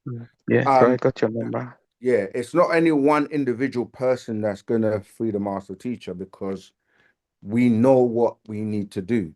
And that's why the whole class, if I just reset the room, that's what this is about, really. So I'm glad you brought it back to that. Will you help us to help you? And this is the way we work together to do what we need to do is going to be more impactful and effective. That's why we're saying to people, come close, help out, be amongst the people so that you can be in the right place to know what you need to do. We actually have projects, different stores, different communities are working on many things, but it's really about now, where we are at now. Of course, it's the most urgent in terms of excuse me. I normally set my alarm 5 minutes before the chant, so it's coming up to 9 o'clock. We normally we give the instructions of what to do amongst the family with those who really want to do it, and not just lip service, because many people, they talk and say a lot of things, but when it actually comes to the action part, you realize that people start making excuses why they can't. All of a sudden, they're not Africans. But I know not everyone is, you know, hiding in the shadows, but we do need everyone to bring their A game now and help so that we can all do what we need to do to get the master home. Can you give me a time frame I can touch base with you? You listen, man, when it comes to the master's freedom, you can call me anytime and I'll be available. Okay, then I'll send you a chat. Thank you very much. No Thank you very problem. much. All right. Bye. Anyone else? We've got half an hour left. If you haven't asked your question yet. Yeah, you had your hand up. Sorry, sis. Yeah, let me see. I don't know. Are we still on Clubhouse? Because my phone be Are we still on Clubhouse? Okay. Go ahead, Zamata. In terms of Yeah. in terms of help, Mm-hmm. speaking for me personally, Mm-hmm. but I think what would be helpful would be things like coming together and having like breathing classes. If someone's on the phone, can they let him know that he's not in the clubhouse anymore? Oh, can you hear me? Okay. Yeah, my phone was playing up for a minute, but yeah, we're back. Sorry, go ahead, Zamata. Things like breathing classes, language classes, even like classes where we all come together and we just not just Q&As, but like throw energy back and forth with each other, ideas, minds in the room kind of thing. Now, obviously, all of those things take time, time's money.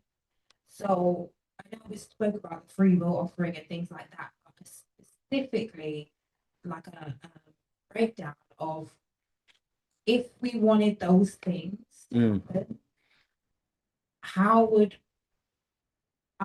we be able to help? Right. I got you. These things are already happening or should be happening in the different stores locations where they have a program. Really, we're supposed to have like what you're talking about. Thursdays are designated our spiritual nights, and people should be gathering then to do breathing exercises and do the spiritual work that you're talking about. And then we have language classes where people should be going to learn the language. We have brothers or Nuwaupian man meetings where every brother, every man that considers themselves a Nuwaupian should be going to. And it's the same with the sisters. But the thing is, at different locations, different stores are not all running the programs all at the same time because they lack the help, right? It's easy I see all the hands up on Zoom. I haven't forgotten about you. People can come up with ideas. That's great. We have a million ideas.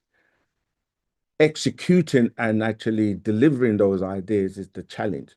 So if someone says we should do this, they have to be willing to go, okay, I'm going to take ownership of that and see it through. Like speak to the right people, say, you know, I'm interested in starting this class or whatever on this day. Can I get support to do it? And then people will support. But the thing is, people start things as well. Starting is not a problem. I say this all the time. People start a race. People go to university. The first semester, everyone's there, like enrolled. Or if you're running an 800 miles marathon, people, that's interesting. I want to touch on that because Siri and Alexa be listening to us all the time. But they will start at the beginning. You have a lot of people start, but when as the race is going on, because the starting is fine, but there's endurance, there's tests, there's challenges, obstacles, and all kinds of, even a business. You can start a business. It's great to start, but then you have to deal with all the challenges along the way. And so what happens is things have started. The people that say we want it, they don't really help or get involved or see it all the way to the end. So what happens is that a class will start, it will be filled with people at the beginning, and then as you go along, people start to drop off. They don't have the endurance to take it to the end. And it's the same with university. You can see how many people start and how many people graduate. Or in the race, you see when they start, there's loads of people at the beginning, but as it's getting to the end, you start to see the gaps, right? You have that person who's at the lead. He's like the one that is really setting the pace. Then there'll be others, and then the rest of the people are way back there. So with everything, it's challenges. We could have done the first video on OSM Vision, and then you never got another video again, or we may have done a few and then drop off. But the thing is to be courageous to start it. And like the brother said, I'm the only person in my village right now that knows Wu-Sabat. In a year or 6 months' time, when I speak to him again, he should have taken it further, because it is challenge. That's when you show your being God or goddess. Like, are you willing to do what it takes to see it through? The master has been doing this from 1962, and he's still willing to go all the way, you know. So I do take your point. Some of these classes are already there. People are not supporting, but we're happy to start anything. But are we going to get the support, and are people going to attend? Right? Does that help? Yeah. Okay. Monique, and then Kobe, and then Tibbs again on Clubhouse. I mean on Zoom. And then the sister as well. Sorry, I don't know your name yet. Monique, you can unmute your mic. Wu-Sabat, Zamal. Rahubat Zamalta. I've been trying to get in for a minute.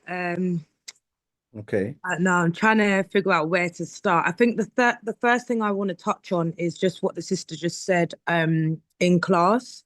So we have been, myself and a few other sisters have been putting the idea together of our sisters group. So I just want to encourage any of the sisters that are on at the moment that are interested in coming together. Please, if you're in person in class right now, leave your number, your name with Zamal. And it's actually something that myself and Bassat are working on, like right now, this week. So please leave your name, send a message, send an email, send a WhatsApp, so we can actually get that moving. There was a few comments that were made in the chat and throughout the class today. Yeah, I'm trying to get to them after, but go ahead. Yeah, I just want to encourage, I guess, some of the newcomers. I had an experience yesterday, and I'm not going to be long. I'm going to be very, very brief, but this is just to encourage the 3 C's. It was something that I came across when I first was introduced to, or came across Wu-Sabat, which is the 3 C's. And myself and my partner have always stayed very down with the 3 C's: the commitment, the confidence, and the consistency. And I think sometimes when we have these conversations, there's a lot of silence, there's a lot of arming, and people aren't really sure where. And we start to speak about, you know, offerings, and then people aren't really too sure what they can do. Like, if you actually just are confident enough to come up with an idea, you're committed to that idea, and you stay consistent with it, then we actually can do anything. But in terms of a sister wrote something in the group about, you know, she's new and she's reading and, you know, she's, you know, wanting to learn more. I had an experience yesterday that I was led to. I wasn't supposed to be where I was. I had no intentions of being there. I just so happened to be there by way of my ancestors, literally. And I was approached by a young man, and his question, he said, "Look, miss, this is such a random question." He said, but I'm trying to explain to my colleague, I was in a store, and he's like, "I'm trying to explain to my colleague that we all came from Africa, and everyone came from Africa, and everyone came from us. But because of environment, our melanin changed." And my eyes opened, because I'm like, wow, okay. Like, this guy has actually, I'm in a store and this has come to me, right? And I don't want to talk about the whole experience, but basically I spoke with these brothers, 3 brothers and a sister, for the best part of 40 minutes in a store as a newcomer to Wu-Sabat, thinking that I didn't know what I know, thinking that I didn't know enough. And my encouragement is that when you come closer and you stay committed and you have the confidence and the consistency, and you come to class and you come to the store and you help out where you can, you'd be surprised how much knowledge and information you're picking up by way of the student teachers, by way of reading a book with another brother or another sister. And when you're put into certain situations, when someone asks you a question and you feel like you might not know how to answer it, you'll be surprised how your inner being actually just starts to speak. I'm telling you, my mouth was literally just moving. Yeah. Like, and the next question came and I kind of caught myself again. And next thing I know, my mouth is moving again. Yeah. And it's all from information that I've been able to learn by being close with our brothers and our sisters. So I just wanted to maybe just encourage. I can see that there's a lot of people saying I'm still new, and I'm still new. But the closer we come together, the more ideas we put together, and the more we stay consistent. I'm telling you, like, I think I'm going to resign. You can come and take class. I couldn't put it any better myself. Yeah, I just wanted to encourage like newcomers, you know, like that really and truly, like there is no such thing. Once you're in, you're in. We haven't got time to waste. Yes, Sure. if you're getting these DNA explosions and everything is like, yeah, then when the question is asked in class, like, ask me the question, Zamal. Like the question is Oh, class. oh, today's class is Yeah. will you help us to help you? Yes, I will. Yes, I will. I'll help you by way of what I've learned at university, by way of my degree, what I've learned in my career, what I've learned through life. Yes, I will. I will just apply it as best as I can to what I know to be the truth and to be actual fact. And that's just my encouragement. Tower tap. Okay, yeah. You said something that I want to just touch on very quickly, and then I'll move on to Kobe.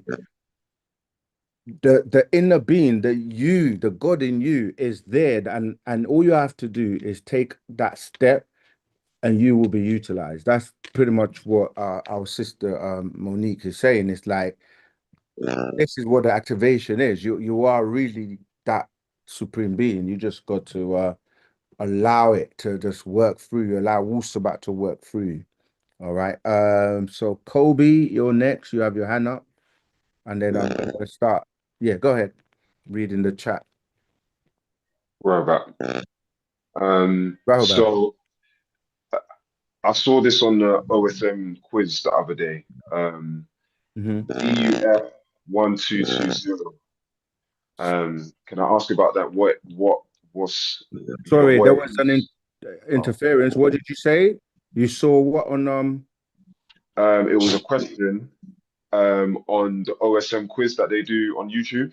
And it was about DUF 1220. Yes, I got you now. Yeah, what's your question? What is it? Oh, okay. I think you would find that it's the DUF 112, right? Yeah, 1220. 1220. Yeah, the 12. Yeah, it's a gene that deals with speech and how the females spoke first. Okay. What was I didn't see the quiz, but I mean, what was the actual question? But that's what it's relating to. Can I just find it quickly? Yeah, I think it's in the actual fact design the genes. Let me see if I can. Or is that master secret? I'm gonna look for it in the meantime. Yeah, let me look as well. But yeah, I don't know if I had it with me, but It's upstairs in the basement. Okay, it says. Okay. If you can grab it for me, please. Yeah. It says. So it's a multiple choice quiz. It says, what is DUF 1220 described as? And then the choices are a new human race, a chromosome count, a type of extraterrestrial, primate brain expansion mystery. Okay. I don't know for those who can see my screen, I quickly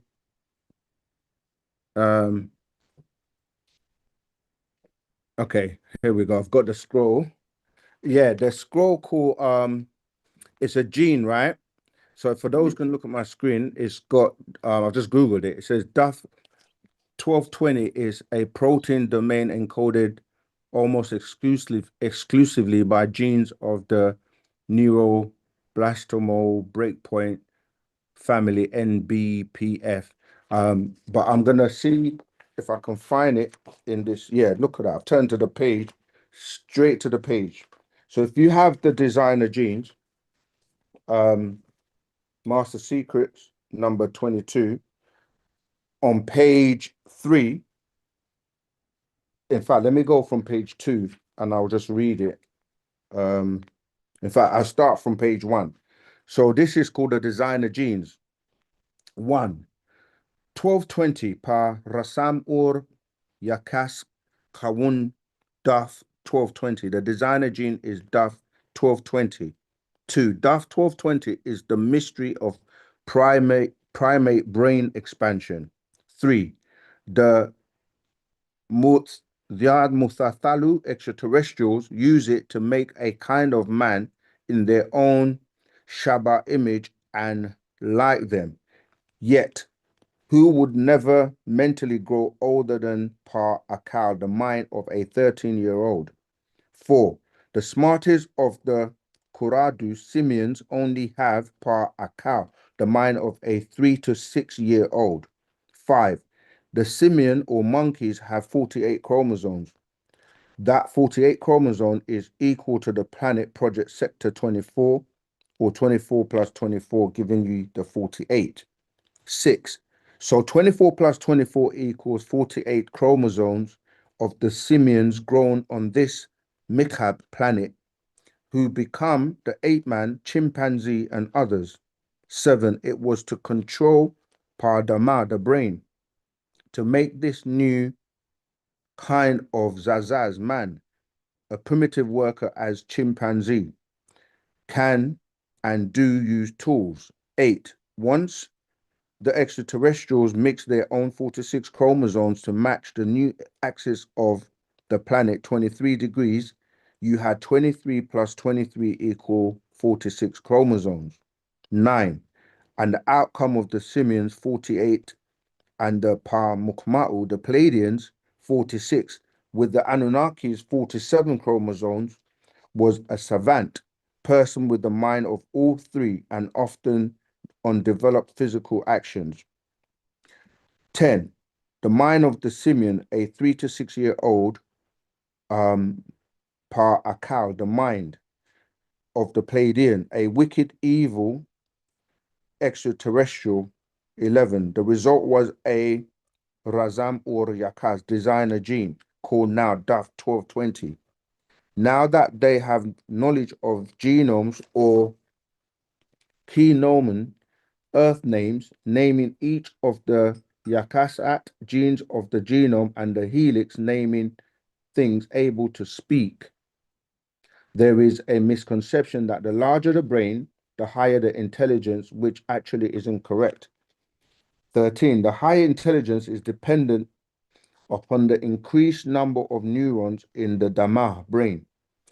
14. For example, primates have more neurons than non-primates. So 15. The DAF 1220 domain is made up of 65 amino acids and is located in a certain part of the first chromosome, right? And then it goes on, because we're running out of time, I'm going to skip a bit, but it says, yet the number of changes, this is verse 17, the number of changes in copy and most extreme were found to be due to sequences encoding the DAF 1220. There are many more copies of the DAF 1220 encoded in the human genome compared to the genome of any other species. Humans have approximately 270 copies, much, much more than the great apes, who have between 90 to 125 copies.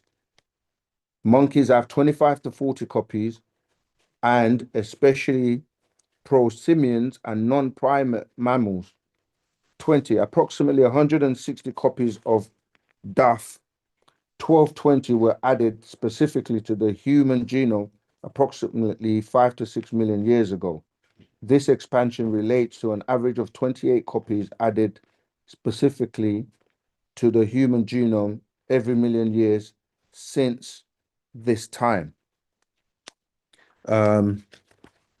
Yeah, so I think I was mistaking it with when I was talking about the speech. That's there's something else, but yeah, this is what you're referring to, the designer genes, because this if you haven't read this master secret called the designer genes, series number 22, it goes into it and just gives you the different copies of that DUF 1220 and what it means and what it does. Tua? Tourism, I'll look into that scroll for Yeah. sure. Wow, there's still people joining the class. We have over 40 people. Let me quickly answer some of the questions in the chat if they haven't already been answered, and then yeah, we can summarize and round off. The subject to me means that, okay, that was somebody asking, answering what I said about the subject. The subject, this is from Brown Sugar 72. The subject to me means that we are in our own way. We have to step outside of religion, their way of life, what we think we know, and open our minds up to sound right reasoning and take back our life through Wu-Sabat. Lloyd Tawona, I am excited to help and be part of the community. I'm still new and learning, reading, attending classes, and getting familiar with the teachings and culture. I know I have a lot to offer, and I want to make sure I'm aligned so I can contribute in the most meaningful way. I still have many questions, and I'm looking forward to visiting one of those stores soon to learn more. Okay, good. These are not really questions, but good comments. Terry says, it doesn't kind of make sense how much people are deep rooted into these religions. Even when you show them the evidence from their own scriptures, they still hold on. This reminds me of one of the writings of the master teacher where he was amazed about how good they have done, how good a job they have done with the people with the spell of Kingu. Absolutely.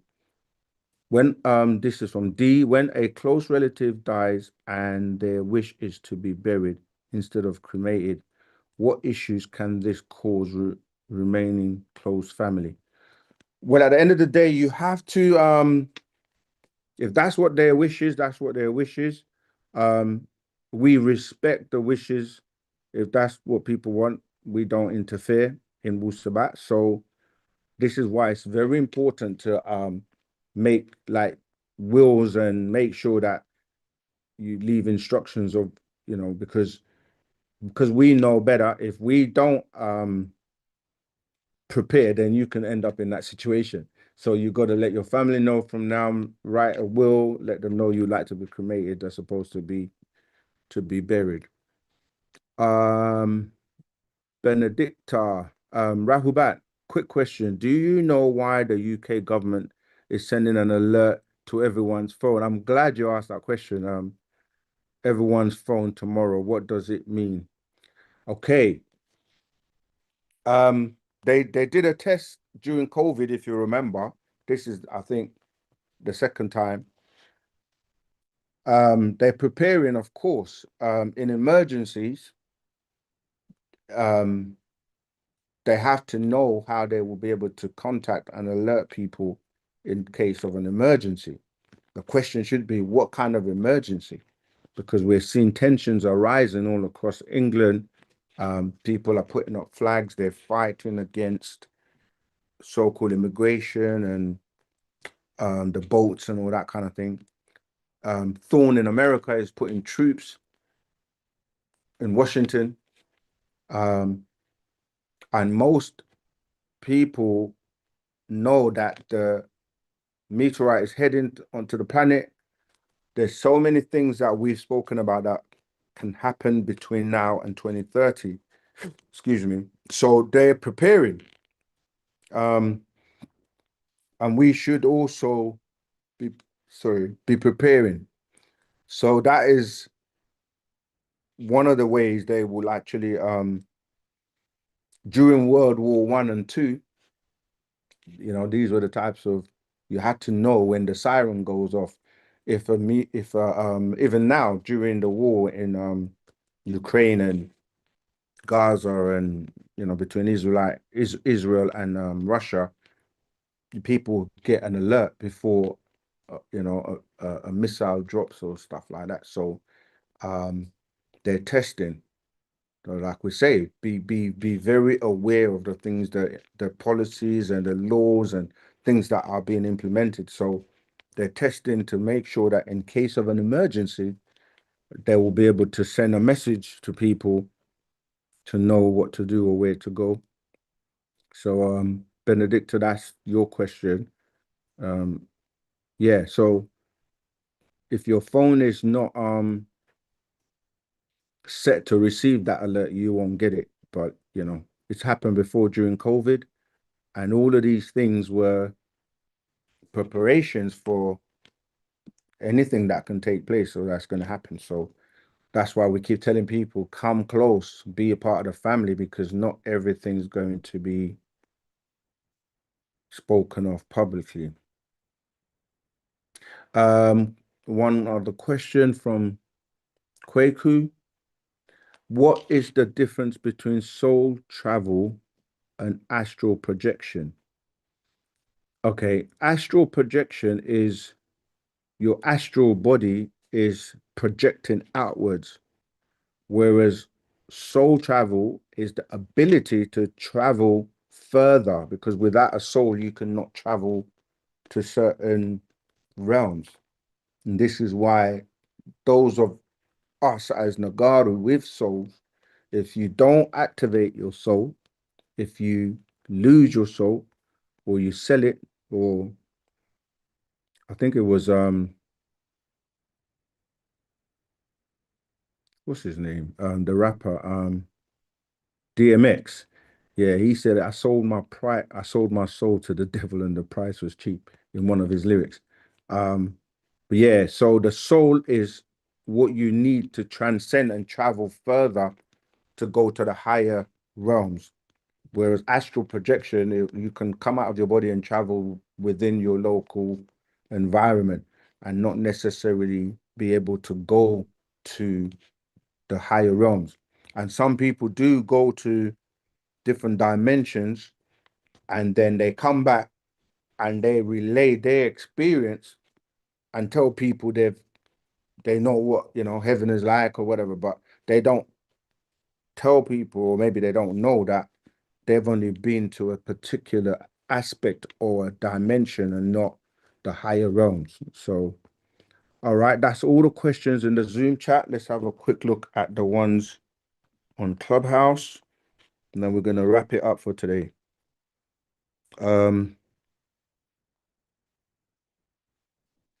So in the chat, not much I can see.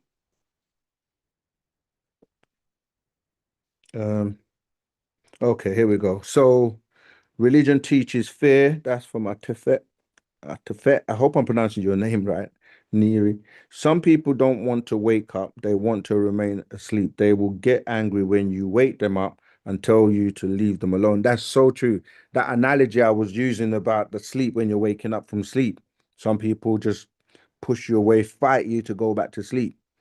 And then you have to say, you got to get to work or you got to get to college or whatever. You have an appointment, but they literally will fight you off. So that's true. What else? My break is over. I can still listen in. Not so free to speak. Often love this class. Understand what you are saying and agree. I will continue to do my part to help in the freedom fight.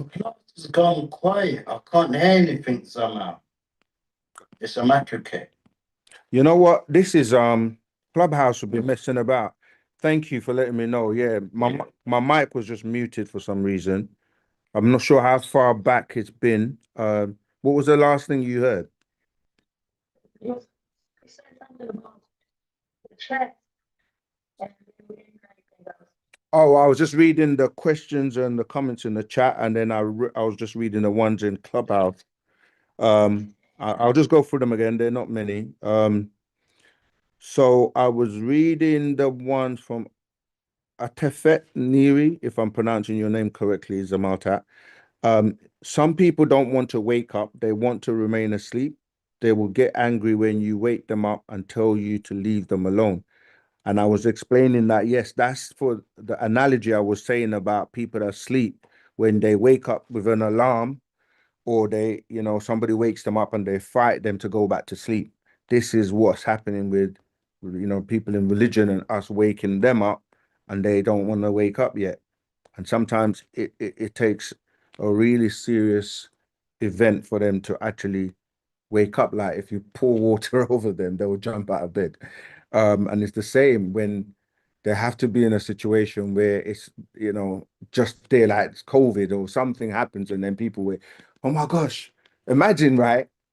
They say God is the most powerful, or Allah or whatever. But in COVID, the government shut down the mosques and the churches. So who's more powerful? Just to give you one of the things that make you go, All right. The next comment was, my break is over. I can still listen in, not so free to speak often. Love this class, understand what you are saying and agree. I will continue to do my part to help in the freedom fight. We got John Campbell. Please have that brother turn down whatever is in the background of his house. Sounds like he's listening from multiple devices. Okay. All right. So yeah, the last.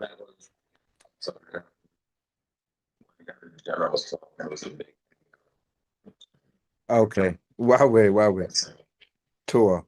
Yeah. Sometimes we have to remember that. Oh, go ahead, sister. You'll be the last question for today, and I'm gonna wrap up. It's not a question, it's kind of like an experience. Can I share it? Of course. Okay. So I wanted to share the first time I actually came to the store. Okay. And it's funny because I'd been watching videos and stuff for like months. Okay. And I always had it in my mind that I'm gonna come down. Just never ever happened. And it's funny, I thought to myself, oh, okay, I'm gonna go down this weekend. Completely forgot about it. Went to fall asleep. And I literally woke up in a panic. Okay. And I was panicking because I was like, I need to be somewhere. I need to be somewhere. I don't know where I need to be, but for some reason, I feel like I need to be somewhere. Like, did I book something? Did something happen? But I just felt inside me, like, that feeling like when you're late for school or late for work or late for something. Yeah. It's the feeling that I had. So I was like, something must be happening. I must be needing to go somewhere. And then I remembered what date it was. And I was like, oh, wasn't I going to that place? What time is it? And then I looked at the time and I was like, oh, I think they're already going to start. Let me run down there. And then I thought, okay, let me call up and see if it's too late or so on and so forth. When I called up and somebody answered the phone and actually said, oh, actually, we're actually having an event today. So we're actually going to start an hour later. Right. So you can just take your time and yeah, we'll see you there. Yeah, no, I just want to share that because I thought it was hilarious how we're talking about all of this. Yeah. No, have you not ever, I don't know, I'm gonna share this. Have you not ever felt when you're going to sleep and you literally feel a hand or someone push you or like tap you? I don't know. I've had that experience. So this goes to show you that your ancestors that are watching over you will help you, wake you up, direct you. You may be like, I need to get somewhere, but you never get there because something keeps happening or as an interruption, and then you come to find out they were just protecting you because they didn't want you to be on that bus or on that train or that particular situation where something was going to happen that they wanted you to avoid. So yeah, this is why we have to really listen to our ancestors and learn to be in tune with them because they're with us all the time. All right, did you want to say? Yeah, looking past. That's okay. Two brief ones. So I'm a therapist and I want to integrate Wu-Sabat into my psychotherapy to help me be more consistent, kind of give information and like stay on top of things. Sure. When people ask, like what is Wu-Sabat? Like I know what it represents, I know what it's connected to, the cultural way of life, the science and all. But when they ask about the actual word, because like in the language, like Wu I usually see as and. But Wu-Sabat, like I know its connections to Saba as the country, the star system, and I know its connection, but like, is there a particular meaning behind the word itself, Sabat? It literally deals with the Stargate, because when you're saying where we come from, as in Sirius and Orion, we say Sabat Tat or Sa'at, you see. So it's really dealing with the Stargates, even though we also break it down as Saba, tying into the female known as Sheba, the Queen of Sheba, or Ma'at Karae, and it's like they call her Melkis in Islam. So it's really that gateway, Stargate, that we go through to get back home. And the only being that has those three tones in one to open these stargates is the master teacher. And it ties into the Dendera, when you had those beings that had those double resonance, like Uncle Natum. So when you look at the Dendera, you got two pairs of beings along the side, and they were, yeah, exactly, the gatekeepers, because they had that double resonance or frequency to open these gates.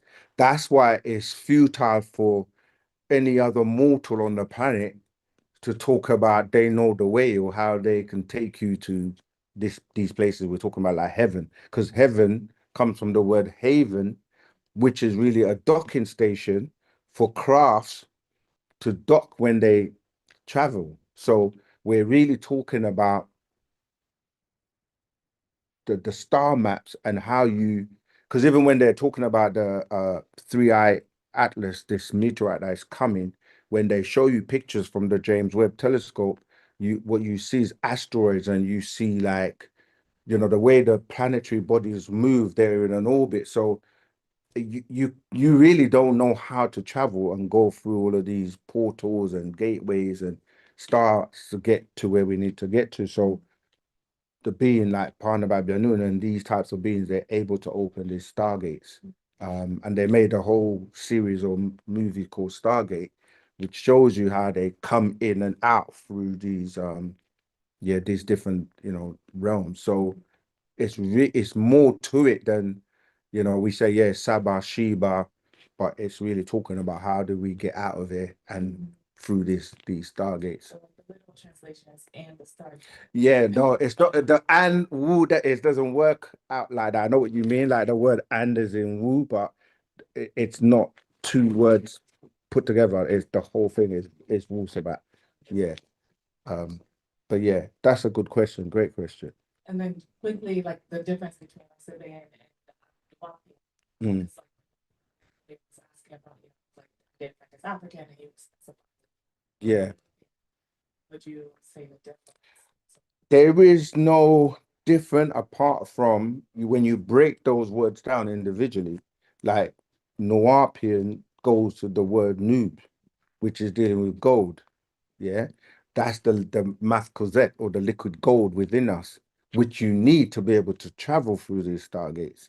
So everything does tie in. So when you say, like the master says, like you have a seat on a craft that's been designed specifically for you, because it's not, it's like your DNA is encoded into that seat. So no one else is going to be able to sit in that seat. But you can't be underweight and you can't be overweight. You got to fit in that seat perfectly. And then, you know, you have to be clean as well inside out, so that the liquid gold, or the math corvette, is needed for you to be able to travel. So that's how you would break down that noob, or when we say Nuwaupian, nubu, or nuwaupu, that first part is dealing with that gold. When we say Sabian or Saba, as I was already explained, the first part is dealing with that stargate, but at the same time, because in ancient times, you got other people that claim to be Sabians, as in those beings, right, from the Ottoman Empire and those fake Sabians. So it's another way of us differentiating who we are from those people. But we are both those people, because we are the same people that have that that liquid gold, which is what part of what they were doing in terms of trying to, they call it the elixir of life as well. So they used to like find our ancestors, crush the bones into a powder, and then ingest that. So they can also have the ability to live much longer, or to be able to open these gates and stuff or travel, but they can't because they're limited, the 6 ether beings, right? Because of the mixture with the different animals. This is what we were just reading in the designer genes, that touches on the fact that they were mixed with Homo simians, canines, and porcine, which now limits their ability to be able to transcend or travel past the six ether. Yeah. That's surveying is specified. No. Just that people Yeah. Sorry, yeah, 1 second, sis. Go ahead. So it's just specified surveying. So it's surveying as like people of, you know, the star people, essentially, like people of The star people that came here, yeah. So the culture was about to, you know, DNA wise, just those. Yes.